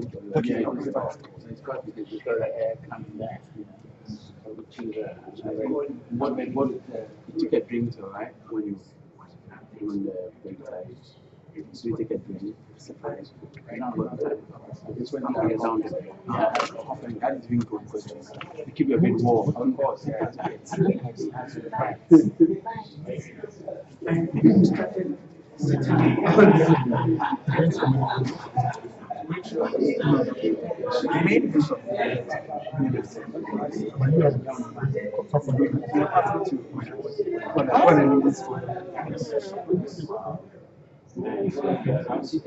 you So we do it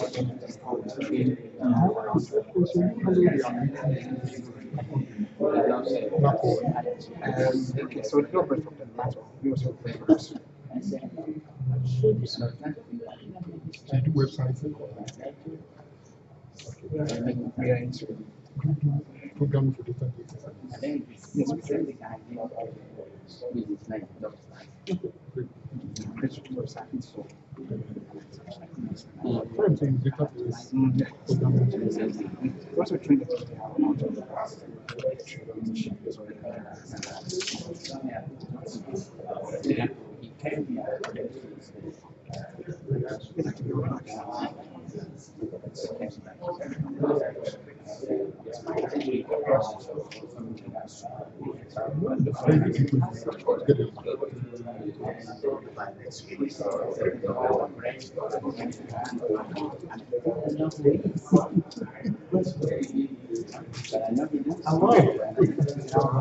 How are you? You know when you miss my yeah, not Why is he already? You get clean. Find some place to sit. Yeah. It's okay. Who's it?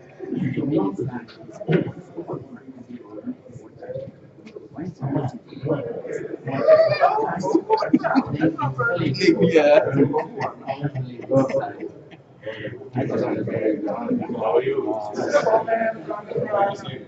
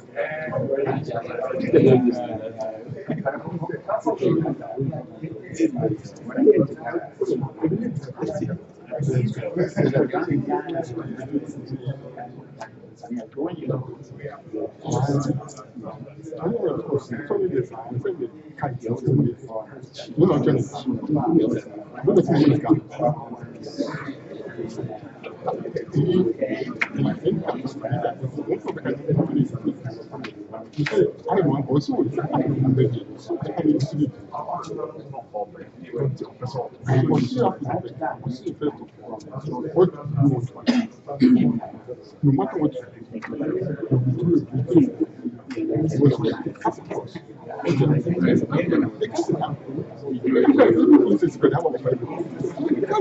it's not a matter of issue of numbers. What if the basis is that's only one of it. I'm not feeling this is what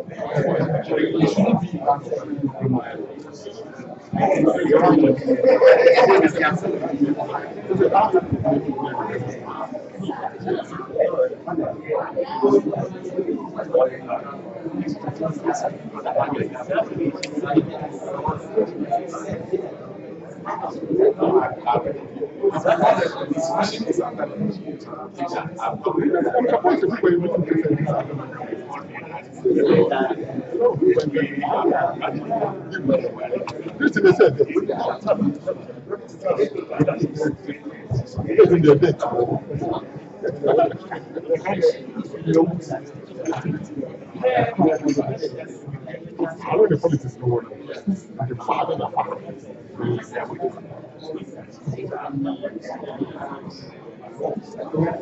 But they're not in the next year. Honestly,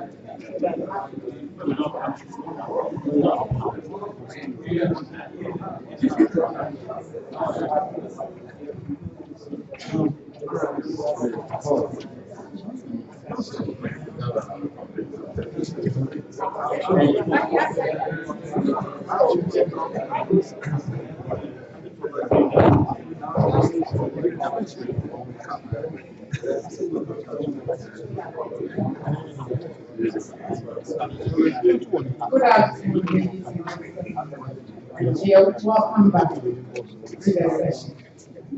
We have about an hour to continue our discussion. And I want to thank you for the discussion so far. I again want to remind you that we're looking at ideas to pass into the sector ministry to act on. So if we can endeavor to be focused and there will not be the issues, and if it was this way, I would have done this, you can give us what then your suggestions are for actually arriving there. Then we will be able to put down some concrete things for the ministry to look at. One of the things I also want to say, I want to remind us that there are other sessions going on that are looking at other aspects of the sector. And therefore, I want us to come back on the topic we have been given to deliberate on. And that is the institutional alignment of the energy sector for improved support. So we're looking at the institutions in the sector, how we can make sure they work effectively and efficiently. So let's narrow down the discussion to that and begin to have another interesting discussion. If you remember when we started, I said that sometimes the real issue is about multiple questions. So let's ask the why, another why, another why, another why, so we can identify the real issue. Thank you very much. I'm just wondering whether one of the panelists would like to, because the suggestions were going on, the questions were coming, but we didn't have an opportunity to react. We can have some quick reactions and we go back. Thank you.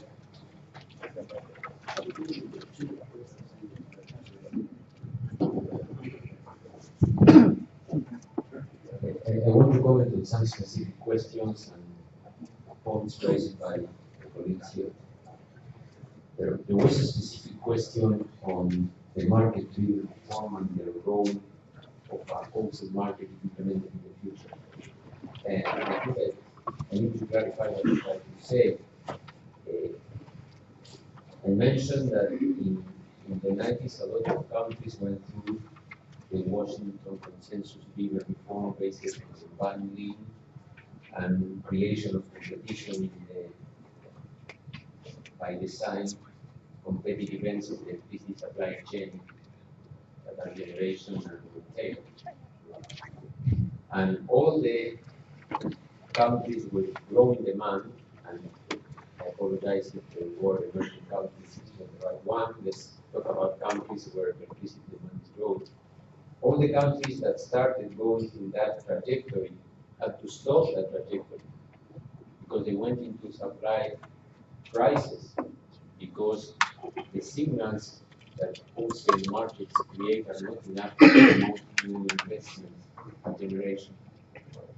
So basically, if you go to any of those countries, they have a wholesale market, but they definitely stopped the trajectory towards full retail competition.